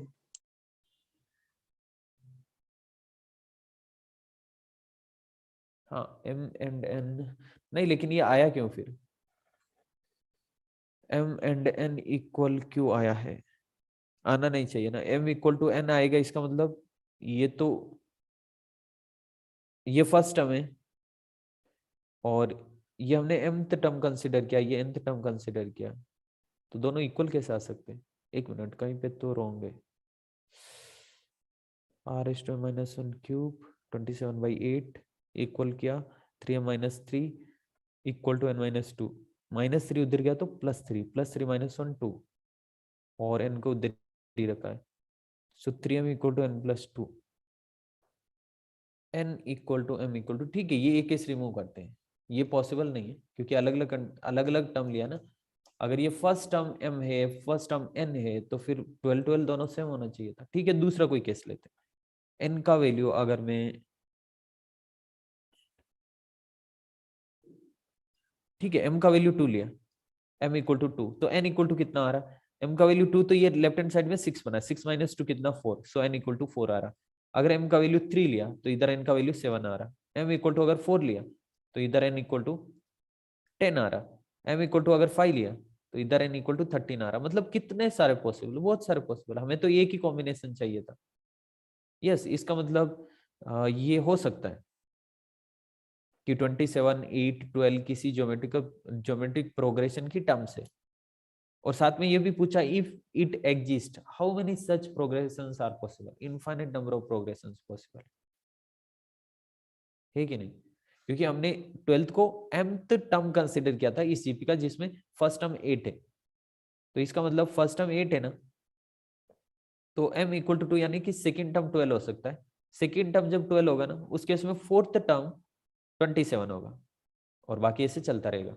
फिर फर्स्ट टर्म 8 लिया तो थर्ड टर्म अगर मैं 12 लूंगा, थर्ड टर्म 12, तो सेवंथ टर्म n होगा, मतलब ये 3 4 5 6 और ये फिर 27 ऐसा, और फिर फर्स्ट टर्म 8 एंड सेकंड नहीं fourth term 12, third second third ये फोर्थ टर्म 12, उसके बाद 10th टर्म 27, तो फोर्थ तो ये हो गया 1 2 3 4 5 एंड देन 27 और ऐसे चलता रहेगा। तो कितने infinite number of GP possible है। सर ये समझ आया तुझे? हाँ सर। क्या सोम सही किया? Service yes sir. Yes sir. Okay ठीक है, इरेज कर रहा हूँ इसको। ये क्वेश्चन करते हैं अभी, उससे पहले अभी टाइम हुआ 9:10, तो हम थोड़ा 2-3 मिनट का ब्रेक लेते हैं ना, 9:14 से वापस स्टार्ट करेंगे। ठीक है सोम, चलेगा ना?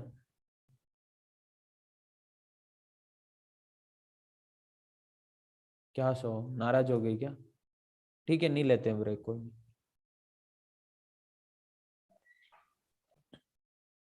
ओके क्वेश्चन करते हैं। 4th 7th and last term of a GP are 10 80 2560, find the first term and the number of terms in GP. Yes कैसे कर सकते हैं इसको? 4th 7th and last term GP का गिवन है, लास्ट टर्म गिवन है मतलब टी एन गिवन है, nth term 2560। Sir r cube is equal to 8, r is equal to 2। R cube equal to 8 कैसे? Sir A R cube is equal to 10 ओ divide करने का 7th term upon 4th term. अच्छा अच्छा हाँ देखते, ए R raise to, ठीक है पहले उसको सिंप्लीफाई करते, कोई दिक्कत नहीं। 4th टर्म 10 है, इसका मतलब a are cube equal to 10 है। 7th टर्म 80 है, इसका मतलब ए आर 6 इक्वल टू 80 है। फर्स्ट को सेकंड से डिवाइड करेंगे तो ये आएगा a are cube upon a R S to 6 equal to 10 upon 80। 0 से 0 कैंसिल हो गया और इधर ए से ए कैंसिल हो गया, तो 1 upon r cube is equal to 1/8, means r cube equal to 8, यानी कि r equal to 2। R equal to 2 है तो ए इक्वल टू कितना, फर्स्ट में पुट करेंगे ना, a 2 cube equal to 10, means a equal to 10/8 यानी कि 5/4।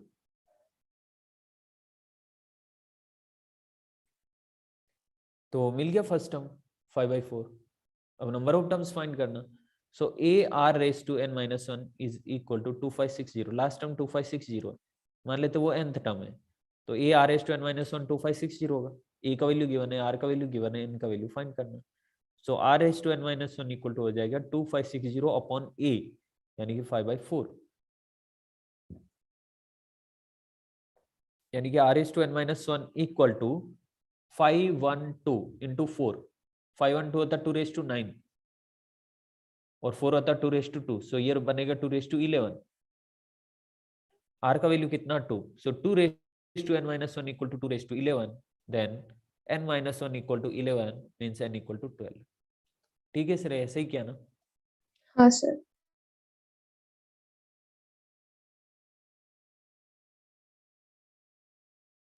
Okay next question. ये हमने किया है ना, ये किया हमने, ये एलन में, ठीक है तो इसको हटा देते।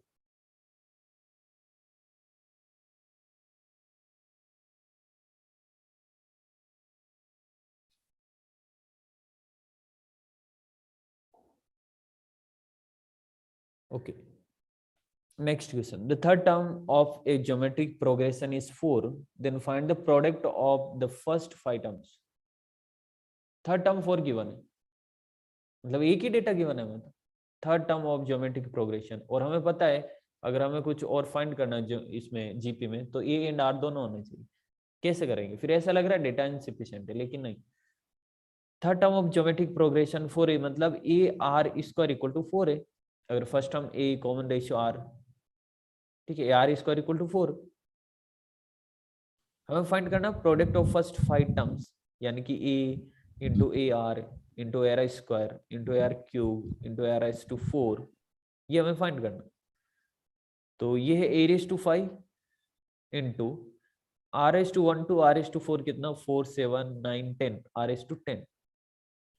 सो ये बना ar² होल रेज टू 5 और ar² का वैल्यू हमें 4 गिवन है। सो आंसर आएगा 4:5 यानी कि 1024। ठीक है श्रेया, समझा क्या? हाँ sir. Okay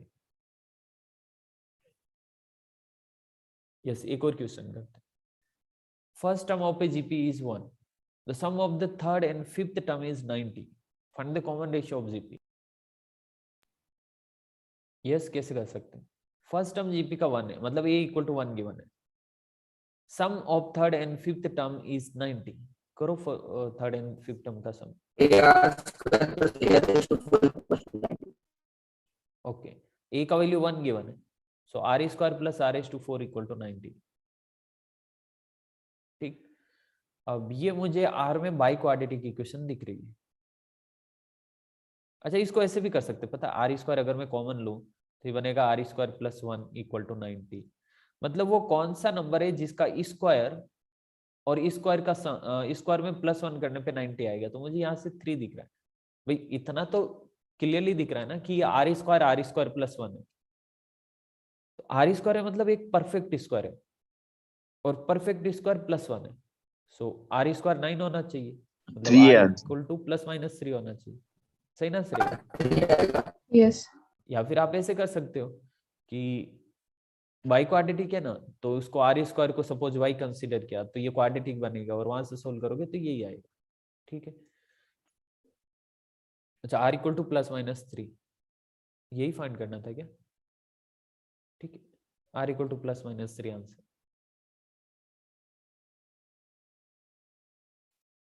yes, next question, determine the number of terms in a GP if a1 = 3, मतलब फर्स्ट टर्म 3 है, लास्ट टर्म 96 है, sn = 189 है। तो हमें नंबर ऑफ टर्म्स फाइंड करना। तो फर्स्ट टर्म गिवन है, अब r एंड n फाइंड करने के लिए दो इंफॉर्मेशन गिवन, मतलब दो की वैल्यू फाइंड करने के लिए दो डेटा गिवन है। या फिर आप ऐसे कर सकते हो, first and last term given है ना,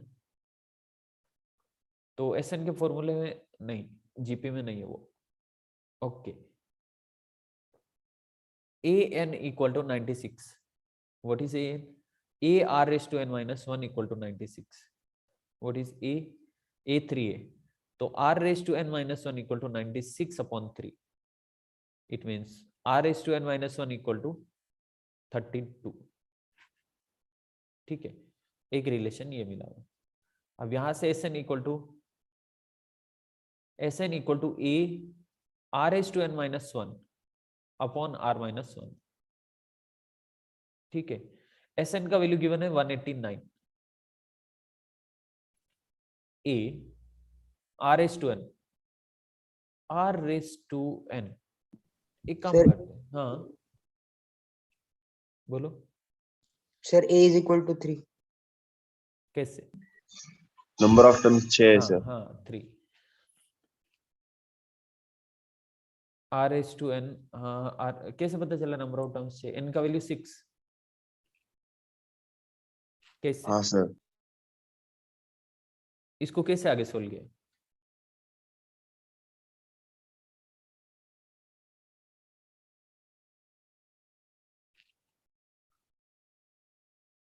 आगे कैसे सोल्व किया इसको? भाई अपने पास दो रिलेशन है, आंसर तो आएगा ही इससे। सर 189 को इधर लेके गया, r-1 को उधर लेके। मतलब r-1 को 189 के साथ मल्टीप्लाई। 189 को डिनोमिनेटर में लाया और फिर बाद में r⁻n - 1 तो हमें दिया ही है, मैं निकाला अभी वो डाल के किया, कीर्ति फिर बोल बाद में रही है कि +1 किया इसलिए उसमें आ रहा है। हाँ कर सकते, लेकिन पहले इसको कट करते हैं ना, उसके बाद लेते हैं। 63 टाइम्स हो गई,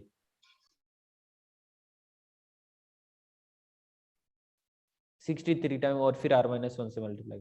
कीर्ति बोल रही है कि 32 को 2⁵5 लिख सकते हैं ना? यस कीर्ति, लिख सकते हैं।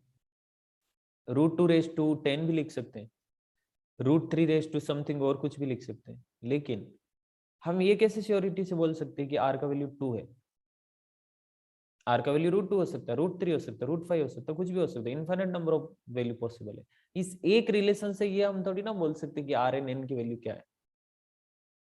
क्या कीर्ति, नहीं समझा? अगर आप आर को फिक्स करोगे तो एन भी फिक्स ही हो गया ना। ये तो एक रिलेशन, हमें दूसरे रिलेशन की जरूरत पड़ेगी। नहीं समझा?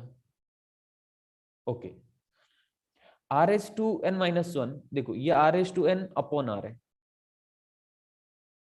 इसका मतलब r S to n equal to 32 r. तो आर एस टू एन की जगह में 32 आर लिख रहा हूं यहाँ पे।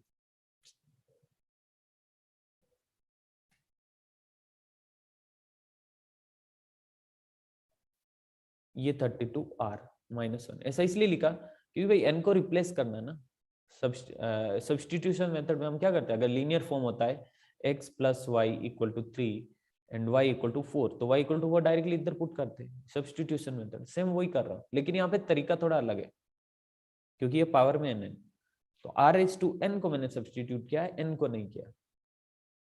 समझ आ रहा ना श्रेया? हाँ sir. Okay, 63r minus 63 is equal to 32r minus 1। यहाँ से r का वैल्यू आ जाएगा, ये हुआ 31r equal to 62, r equal to 2। Yes, यहां से पता चला कि r इक्वल टू 2 आया। ओके, अब r इक्वल टू 2 मिला है, तो या तो आप SN के फॉर्मूले में या AN के फॉर्मूले में रख के n का वैल्यू फाइंड करते, तो AN में करते ना, SN में थोड़ा टफ जाएगा। a r is 2n minus 1 equal to 96, या फिर यहाँ पे इस जगह पे पुट करो 2 raised to n minus 1 equal to 32, means 2 raised to n minus 1 equal to 2 raised to 5, यानी कि n minus 1 equal to 5 means n equal to 6। Okay,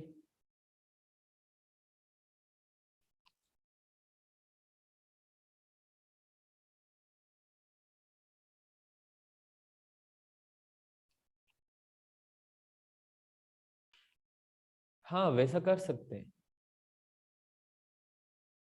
कर सकते हैं ऐसा कुछ। और अगर देखो कंपटीशन एग्जाम आएगा ना, तो डायरेक्टली गेस करके भी कर सकते हैं कि राइट हैंड साइड में 32 बन रहा है ना, तो ये आर के केस में पॉसिबल है, ये सर नो। क्योंकि अगर यहाँ पे आर की जगह 2 नहीं हुआ, आर की जगह अगर 2 नहीं हुआ, नहीं √2 भी पॉसिबल है, √2 भी पॉसिबल है, √3 पॉसिबल नहीं है एक्चुअली, क्योंकि ये 3 रेज टू समथिंग बनेगा ना। बेटर ये रहेगा श्योरिटी के लिए ऐसा फाइंड कर ही लो, क्योंकि यहाँ पे 2 रेज टू, क्योंकि 32 होता है 2 रेज टू 5, तो आर भी 2 रेज टू समथिंग होना चाहिए, लेकिन आर का वैल्यू √2 होगा तब भी तो 2 रेज टू n माइनस 1/2 हो जाएगा ना। 2 raise to n minus 1/2 equal to 2 raise to 5, तो पॉसिबल है n इक्वल टू 11। ठीक है, फाइंड कर ही लेना, नहीं तो रॉन्ग भी हो सकता है।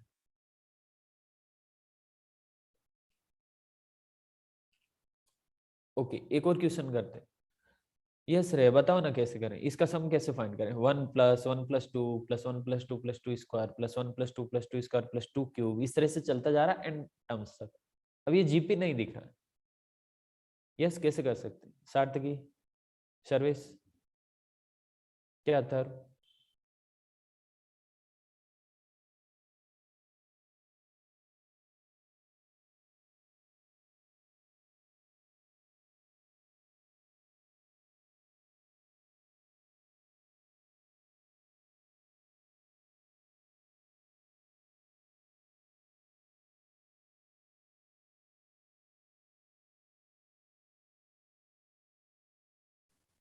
सर यस, सर यहाँ पे जो 1 है ना, वो n तक चलता है, तो 1 n टाइम्स होगा, मतलब n होगा। ठीक है। और फिर 1 + 2 है सेकेंड टर्म में, मतलब 2 जो है वो n - 1 टाइम्स होगा।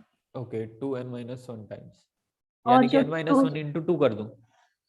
हाँ, और जो 2 स्क्वायर है वो थर्ड टर्म से शुरू होता है, इसलिए n - 2 टाइम्स होगा। हाँ ठीक है, इस तरह से ये चलता रहेगा। और लास्ट में क्या आएगा?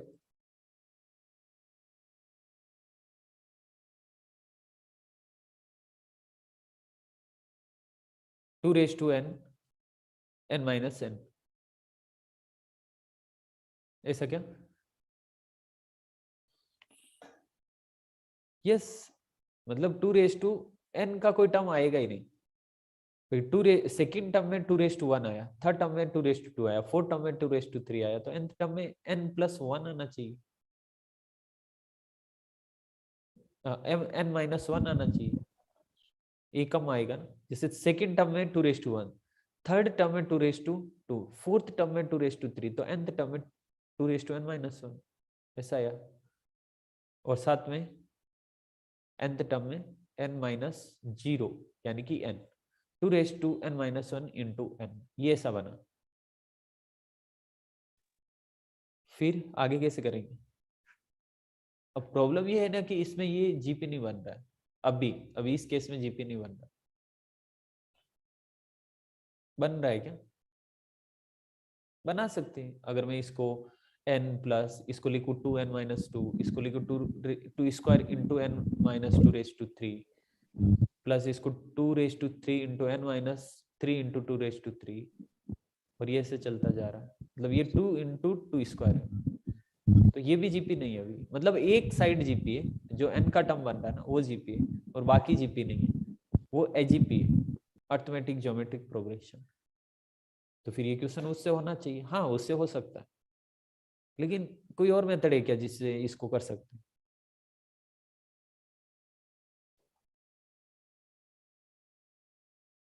मतलब इस पर्टिकुलर क्वेश्चन को किसी और मेथड से भी कर सकते हैं, लेकिन ध्यान रखना इस टाइप के क्वेश्चन को इसी तरीके से करते हैं, अर्थमेटिक ज्योमेट्रिक प्रोग्रेशन से हम डिस्कस करने वाले हैं। ऐसा में सीक्वेंस बनाना होता है, और फिर देखना होता है कि जो अर्थमेटिक सीरीज है वो क्या है, जो ज्योमेट्रिक सीरीज है वो क्या है। यस श्रेया, कैसे कर सकते हैं इसको? देखो, इसमें टी एन फाइंड करते हैं। टी एन क्या होगा? जैसे ये फर्स्ट टर्म नहीं, टी एन में मतलब nth टर्म एक्चुअली होगा क्या? 1 plus 2 square plus 2 cube plus 2 raised to n-1। Yes Shreya, सही ना?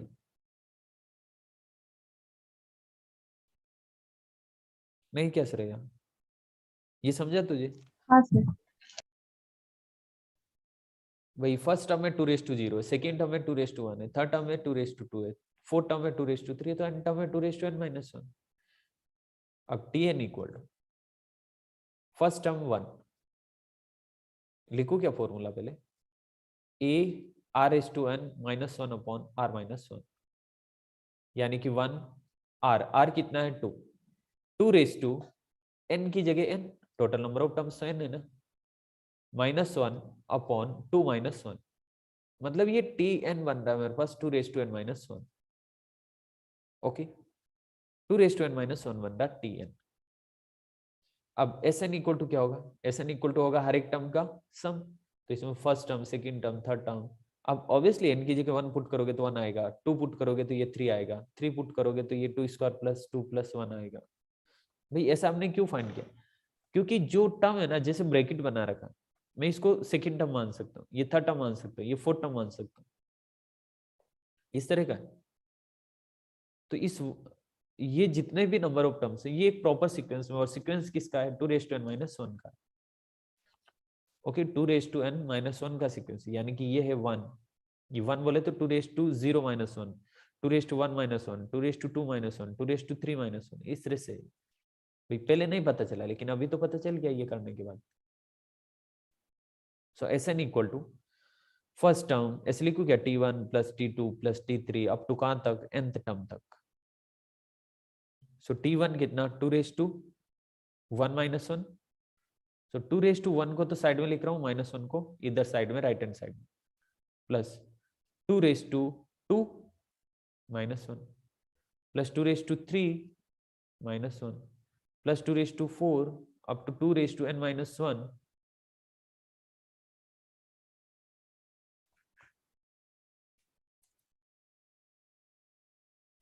To raise to n-1 -1। ये -1 कितने टाइम्स है? First term, second term, third term, up to n term, सारे टर्म का -1 बार आया, तो वो तो बनेगा -n। -1 को मैं n टाइम्स ऐड कर रहा हूँ, तो -n बना, और इधर ये हो गया जीपी, जिसमें फर्स्ट टर्म 2 है और total number of terms n-1। ठीक है,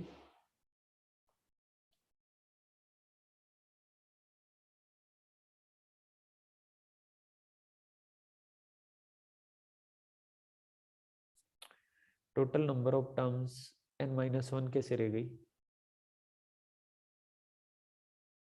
अरे नहीं ना, लास्ट में n-1 नहीं आएगा, 2n आएगा ना। अपने पास nth टर्म तो ये है 2n-1, तो 2n साइड में लिखा और -1 साइड में लिखा, तो total number of terms n है। फर्स्ट टर्म 2, r यहाँ पे 2, n-1/2 -1 यानी कि डिनोमिनेटर में 2 -1 और ये -n हटा देता हूँ इधर से, ठीक है। तो डिनोमिनेटर में बना 1 और इधर 2 into 2n-1 -n, ये अपना आंसर है Sn। श्रेय समझ आ रहा है क्या तुझे? हाँ सर। थोड़ा थोड़ा सा? हाँ सर, समझ आया पूरा समझ। पूरा समझ रहा ना? ओके। आदित्य को नहीं समझ रहा है? आदित्य को नहीं समझ रहा है, और बताऊं किसको नहीं समझ रहा है? सोम तो है ही नहीं, पता था सोम को नहीं समझेगा। अथर्व भी नहीं है। सर मुझे समझे। अच्छा समझा, क्या अच्छी बात है। सर समझा। उदय पाटिल,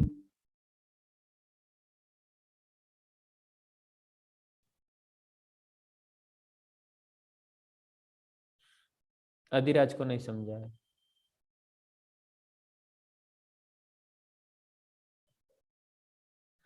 कितना सन्नाटा है ना यार मैथ्स के क्लास में, वो भी जेई के मैथ्स के क्लास में।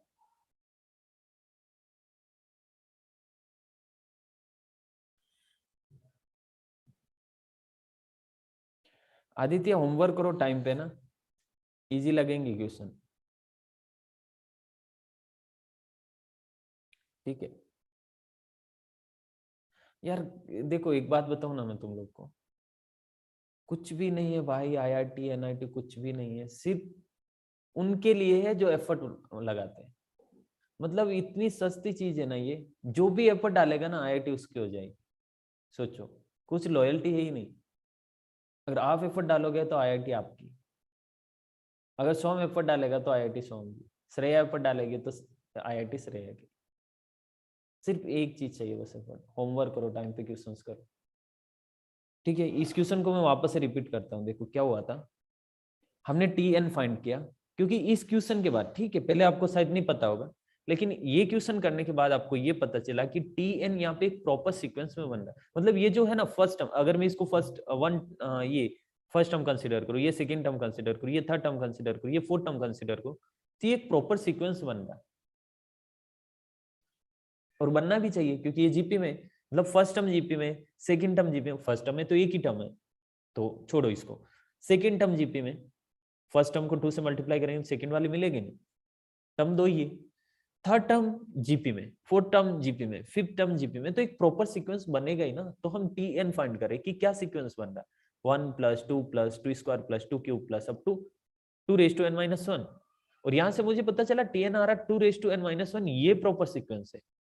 अब एस एन फाइंड करना ना, तो एन का वैल्यू एक बार 1 पुट करो, 1 पुट किया मतलब फर्स्ट टर्म, वो 2n-1 - 1 साइड में लिखा -1। अगर नहीं लिखना आपको तो कोई बात नहीं, पहले ऐसे लिखो 2n-1 - 1 प्लस सेकंड मतलब इसकी बात कर रहा हूं। अब यहाँ पे सेकंड टर्म में भी 2 टर्म है, लेकिन ब्रैकेट लगाया तो कंसीडर कर सकते हैं कि ये एक ही सेकंड टर्म, मतलब उसके अंदर कोई टर्म हो या नहीं हो उससे फर्क नहीं पड़ेगा, ये सेकंड टर्म।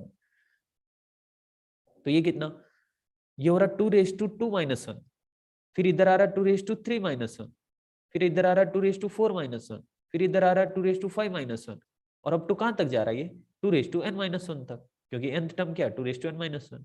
मतलब ये जो इस तरह का दिया है ना हमें, हम ये एक्चुअल में इस तरह का, मतलब अगर आपको क्वेश्चन ना ऐसे दिया होता, यहां से स्टार्ट किया होता 2n-1 - 1 plus 2n-2 - 1 plus 2n-3 - 1 plus 2n-4 - 1 up to 2n - 1, आप कर लेते, होता आपसे क्लियरली दिखता सबको कि 2n वाले टर्म को साइड में रखो, वो जीपी बनेगा, -1 साइड में करो, वो -n बनेगा, ये हो जाता आपसे। लेकिन ये नहीं हो रहा, क्यों नहीं हो रहा, क्योंकि आपने ये दिमाग नहीं लगाया अभी तक। लेकिन अब तो पता चला है ना कि ये जीपी में है। अगर ये एपी में भी होता ना तो भी इस तरह का टीएन कुछ बनता, e + n - 1 × d करने पे कुछ ना कुछ आता। तब भी हमें यहाँ पे एक प्रॉपर सीक्वेंस मिलता n के फॉर्म में, n के फॉर्म में मिलता ना, ए तो सब में होता ही होता, d कॉमन ले लेते, अंदर n-1 n की जैसे जैसे वैल्यू पुट करते तो ये एपी में बनता। श्रेय समझ आ रहा है कुछ? हाँ सर। बस फिर अलग अलग किया, जो जीपी दिख रहा है 2^1 + 2^2 + 2^3 अप टू कहां तक 2^n, फिर -1 -1 -1 -1 -1 -n लगाओ इधर जीपी का फॉर्मूला 2^n - 1 अपॉन 2 -1 -n हो गया सॉल्व। 2 × 2^n - 1 -n ये SN है। और क्या? ठीक है। और अगर एग्जाम में आएगा ऐसा तो आप ऐसे कर सकते हो कि n का कोई वैल्यू पुट करके देखो, n = 1 पुट करोगे तो 1 आ रहा है क्या, 2 पुट करोगे तो 1 + 1 + 2 यानी कि 4 आ रहा है क्या, इस तरीके से। ठीक है, जैसे एक और क्वेश्चन करते हैं। Sum of infinite number of terms in GP is 20. The sum of their squares is 100. Then find the common ratio of GP. Yes. Infinite number का sum, infinite number of terms का sum 20 given है, मतलब a upon a upon 1 minus r equals to 20. 20. Sum of their squares is 100. किसका? GP का square, यानी कि a square, a r square, 1 minus r the whole square equal to us.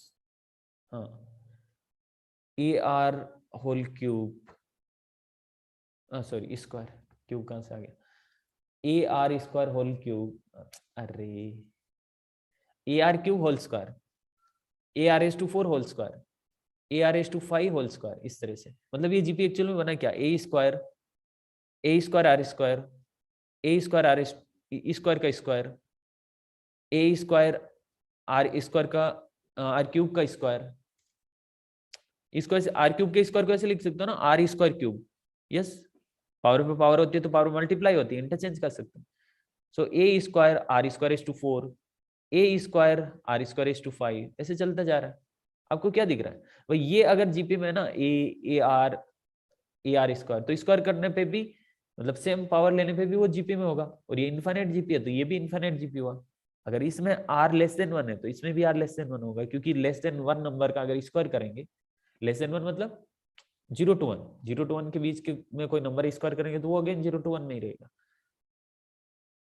सो ये भी infinite GP है, जिसमें फर्स्ट टर्म ए square है और कॉमन रेशियो आर स्क्वायर है। So A square upon 1 minus are square is equal to कितना, 100।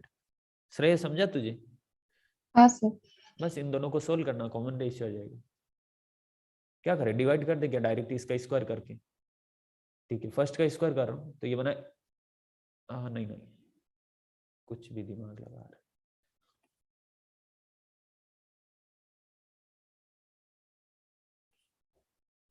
कर सकते हैं वैसे, हाँ कर सकते हैं ना। A square upon 1 minus are whole square is equal to 20 square, और डिवाइड करना। हम डायरेक्टली a की वैल्यू 20 into 1 minus r ले सकते हैं। हाँ वैसा भी ले सकते हैं, लेकिन ये ज्यादा बेटर रहेगा क्योंकि उसमें कुछ टर्म कैंसिल होता है, दिख रहा मुझे बराबर से। अब मैं यहाँ पे कर रहा हूँ सेकेंड, थर्ड अपॉन सेकेंड, ए स्क्वायर से ए स्क्वायर डायरेक्टली कैंसिल हो जाएगा थर्ड अपॉन सेकेंड से, और ये बनेगा 1 upon 1 minus are whole square upon 1 upon 1 minus are square is equal to 400 upon 100। तो ये तो कैंसिल आउट हो गया, और ये ऊपर चला जाएगा 1 माइनस आर स्क्वायर, तो ये बनेगा 1 माइनस आर 1 प्लस आर, और नीचे आएगा 1 minus r into 1 minus r. तो एक कैंसिल हो गया, एक बचा हुआ।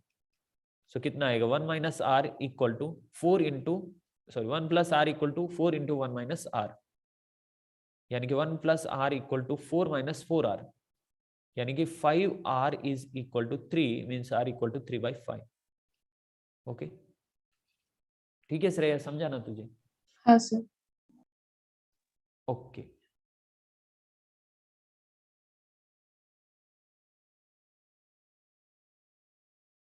ठीक है, ये अपना जीपी कंप्लीट हो गया अभी। और काफी सारे क्वेश्चंस किए हमने, अच्छे अच्छे क्वेश्चंस ऐड किए मैंने, बहुत सारे क्वेश्चन किए, कम नहीं है। कल होमवर्क दिया नहीं, ठीक है आज देता हूँ होमवर्क में एक्सरसाइज के क्वेश्चंस। ज्योमेट्रिक मीन स्टार्ट करते हैं, खत्म करते हैं ज्योमेट्रिक मीन को। एक ही क्वेश्चन लिया है यहाँ पे, और फिर insertion of an geometric mean between a and b. देखते टाइम मिलेगा तो करेंगे आज, नहीं तो फिर कल करेंगे। और फिर कल ये स्टार्ट करेंगे relation between arithmetic mean and geometric mean, ये कंप्लीट हो जाएगा। और उसके बाद अर्थमेटिक और ज्योमेट्रिक सीरीज हम स्टार्ट कर सकते हैं, ठीक है। ज्योमेट्रिक मीन क्या होता है? अगर कोई दो नंबर ए एंड बी, इनके बीच में कोई ऐसा नंबर डालूं कि तीनों के तीनों ज्योमेट्रिक प्रोग्रेशन में यानी कि जीपी में बन जाएंगे, तो ये नंबर होगा geometric mean of A and b. समझा श्रेया तुझे? ए एंड बी दो नंबर के बीच में मैं ऐसा नंबर डाल रहा हूं ताकि जिससे कि ये तीनों जीपी में बन जाएंगे, तो ये बीच वाला नंबर ज्योमेट्रिक मीन होता है ए एंड बी का। ओके, अच्छा मान लेते कि वो जी है, ए एंड बी के बीच में मैं जी डाल रहा हूं। अगर ये जीपी में, इसका मतलब G square should be equal to A into B. कैसे कैसे? फर्स्ट टर्म ए है तो जी क्या होगा? ए आर, और बी क्या होगा? ए आर स्क्वायर, ठीक है। G equal to A R and B equal to A are square. तो इसका मतलब ये होगा कि देखो ना, इन दोनों का स्क्वायर इसके इक्वल है, यानी कि a are square should be equal to A into A R square. Yes, इसका स्क्वायर इन दोनों के मल्टीप्लीकेशन के इक्वल है। सो ए आर होल स्क्वायर करेंगे तब इक्वल होगा ना। ए आर कितना है? जी है, ए की जगह ए आर स्क्वायर की जगह b, so g square equal to A into b. Okay, समझा होगा। और ये तो हम पहले ही देख चुके हैं ना कि अगर तीन नंबर एबीसी जीपी में है तो b square equal to a c होता है, ये तो पहले ही देख चुके हैं, ठीक है। यानी कि यहां से बोल सकते हो G equal to under root A B होगा। So G is called the geometric mean GM of A and B. Okay,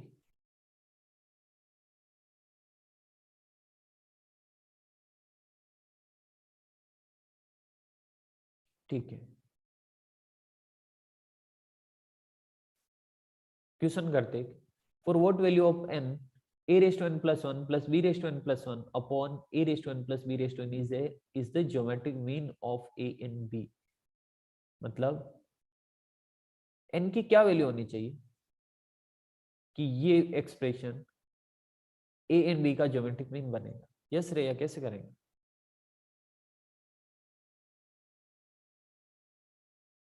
क्या श्रेया?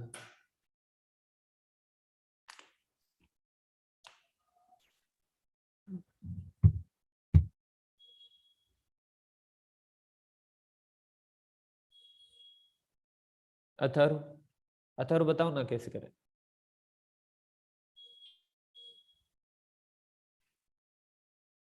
देखो एग्जाम में आएगा तो क्या करना, n का डायरेक्ट वैल्यू पुट करना।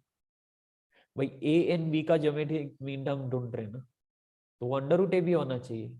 तो ऑप्शन से डायरेक्ट n का वैल्यू पुट करो और देखो किस में अंडर रूट ए भी बन रहा है, एक ही ऑप्शन मैच होगा, फाइंड कर सकते हैं। लेकिन प्रॉपर मेथड से करना है तो कैसे करें इसको? सार्थकी, सर वो बीच का अंडर रूट ए बी के इक्वल होना चाहिए। बीच का अंडर रूट ए बी के इक्वल होना चाहिए, यानी कि a raise to n plus 1 plus b raise to n plus 1 upon a raise to n plus b raise to n equal to under root of a b. मतलब a raise to 1/2 b raise to 1/2 ऐसा होना चाहिए। या फिर ऐसे अगर आपको नहीं जम रहा है तो अंडर रूट ए भी लिख दो, कोई दिक्कत। अब इसको लेफ्ट हैंड साइड के डिनोमिनेटर को राइट हैंड साइड भेज रहा हूँ, तो a raise to n plus 1 plus b raise to n plus 1 equal to under root A b a raise to n के साथ मल्टीप्लाई होगा। अंडर रूट ए बी को लिखते हैं ना a raise to 1/2 b raise to 1, हाँ, into a raise to n plus फिर a raise to 1/2 b raise to 1/2 b raise to n के साथ मल्टीप्लाई होगा, ठीक है। अब a raise to n plus 1 plus b raise to n plus 1 equal to ये बन रहा a raise to n plus 1/2 into b raise to 1/2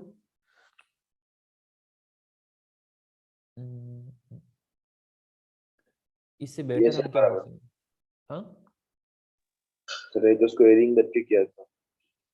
इसका स्क्वायर करके हाँ, इज नहीं इक्वल ना, टू वो 8 ज्यादा टफ जाएगा, फिर वो ज्यादा टफ जाएगा। a raise to 1/2 b raise to n plus 1/2, ठीक है। तो ये a raise to n plus 1/2 वाले को मैं लेफ्ट हैंड साइड में लेकर आ रहा हूँ।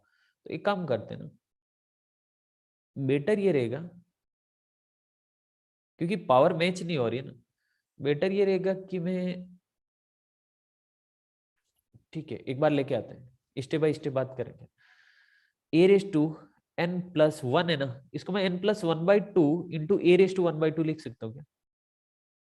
यस, क्या शो बता, क्या यार तुम लोग रिप्लाई नहीं करते, डर लगता मुझे। ठीक है, पहले लेफ्ट हैंड साइड लेके ही आते हैं इसको। सर ये स्टेप नहीं समझ आया आपने, इधर जाके कुछ नहीं किया, ये लेफ्ट हैंड साइड लेके आया बस मैं, इसको लेफ्ट हैंड साइड लेके आया, ये नहीं समझा।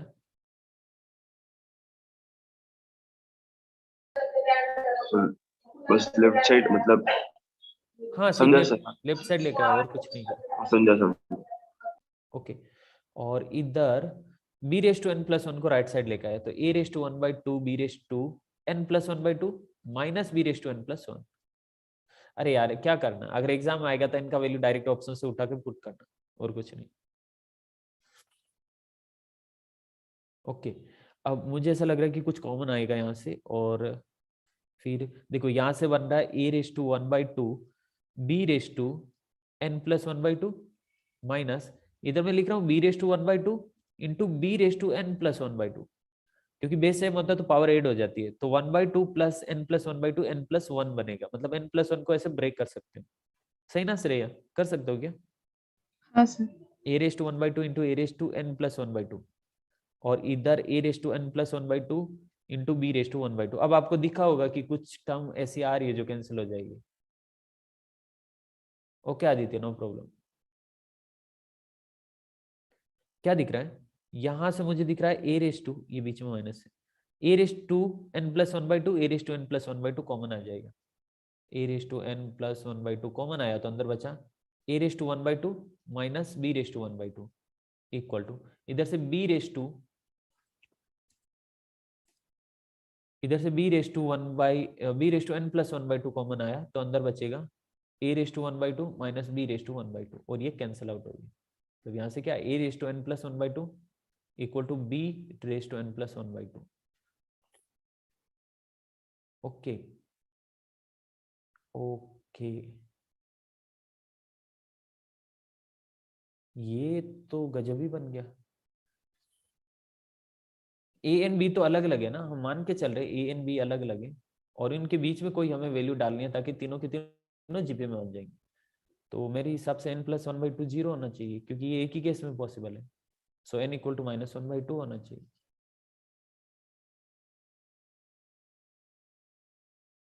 क्या सर है, तुम्हारे हिसाब से क्या होना चाहिए? हाँ सर, ऐसे ही। अथर तुम्हारे हिसाब से क्या चलेगा? कोई आंसर देख सकता है क्या, आंसर क्या है इसका?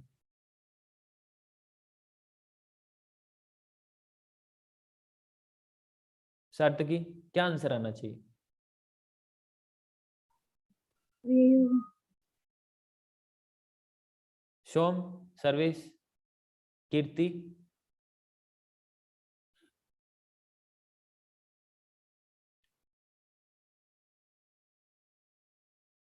हेलो कीर्ति।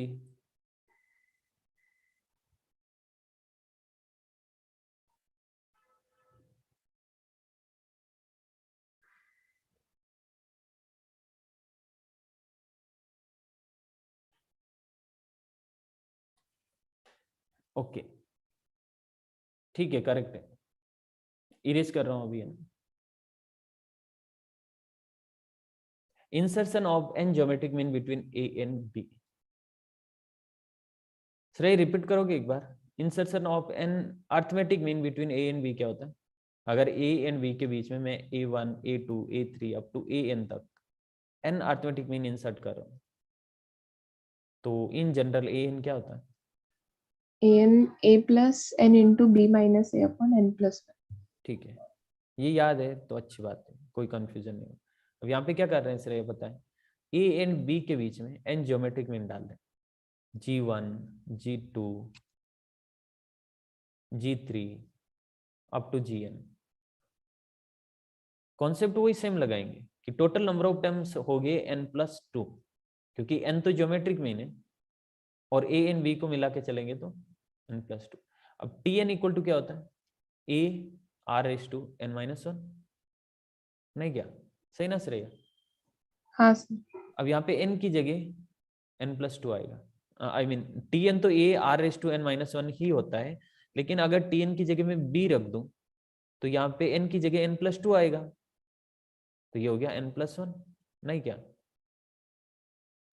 क्या श्रेया गलत कर रहा हूँ क्या? नहीं सर। इसका मतलब r⁻n+1 is equal to b/a, मतलब r equal to b/a whole power 1/n+1। ठीक है, ये आया है अपना r। तो हम फाइंड कर सकते हैं ना g1 क्या होगा, g2 क्या होगा। g1 क्या होगा, सेकेंड टर्म a r⁻1, मतलब a r कितना, a इंटू r की जगह b/a whole power 1/n+1।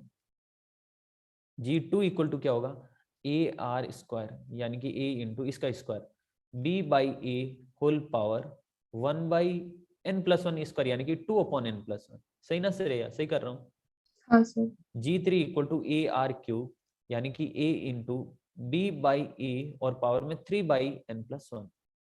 Shreya अब तो समझ गए होंगे ना कि gn क्या आएगा, a r⁻n−1, n-1 क्या, n n, n yes n, क्योंकि S to g1 n. लिया तो r⁻1, g2 लिया तो r⁻2, g3 लिया तो r⁻3, तो gn लेंगे तो a r⁻n, यानी कि a इंटू r की जगह b/a होल पावर 1/n+1 और पावर n करेंगे तो n/n+1। ये अपना gn है। और सर इसमें भी एक छोटा सा पॉइंट है जो याद रखना है कि यहाँ पे 2n है, अगर आप देखो ना तो b/a के पावर में 2n है, n/n+1। उसमें ये जो ऊपर वाला n है ना, वो तो हमें चेंज करना होता है कि हमें कौन सा ज्योमेट्रिक मीन फाइंड करना, accordingly first geometric mean, second geometric mean, third geometric mean, nth geometric mean. और जो डिनोमिनेटर वाला n है वो total number of geometric mean के लिए, समझा क्या? हाँ sir. Okay Atharva, service Yes, sir, समझा। याद रखना। अब देखो अर्थमेटिक मीन का इन जनरल फॉर्मूला हमने ये देखा था, an is equal to a plus b-1/n+1, यही था ना, साथ में n भी था मल्टीप्लाई में, यस, n इंटू b-a/n+1। आपको दिख रहा है n+1 इसमें भी है, इसमें भी n+1, इसमें b-a था, b-a मतलब कॉमन डिफरेंस, और इसमें b/a है यानी कि कॉमन रेशियो। इसमें a प्लस हो रहा था, इसमें a इंटू हो रहा है, तो कुछ कुछ चीजें रिलेट करती है, क्योंकि ज्योमेट्रिक मीन में जहाँ पे अर्थमेटिक मीन में हम प्लस करते हैं वहीं ज्योमेट्रिक मीन में मल्टीप्लाई करते हैं, और जहाँ पे ज्योमेट्रिक मीन में हम माइनस करते हैं वहां पे यहाँ पे रेशियो लेते हैं, और जैसे यहाँ पे डिवाइड करते हैं वैसे वहां पे पावर में लेके जाते हैं, मल्टीप्लाई करते तो इसमें जब मल्टीप्लाई करते तो इसमें पावर में चला जाता है। तो आप रिलेट करके ऐसे याद रख सकते हैं, कंफ्यूजन नहीं होना चाहिए। ओके श्रेया, याद रहेगा क्या ये? हाँ सर। ठीक है श्रेया, रिपीट करो ना एक बार, क्या था? gn मतलब geometric mean in general n के फॉर्म में, a into b/a raised to n/n+1. n/n+1। ठीक है, अथा रिपीट करो ना, क्या था? A into b/a raised to n/n+1. Arithmetic mean an, yes, an क्या था?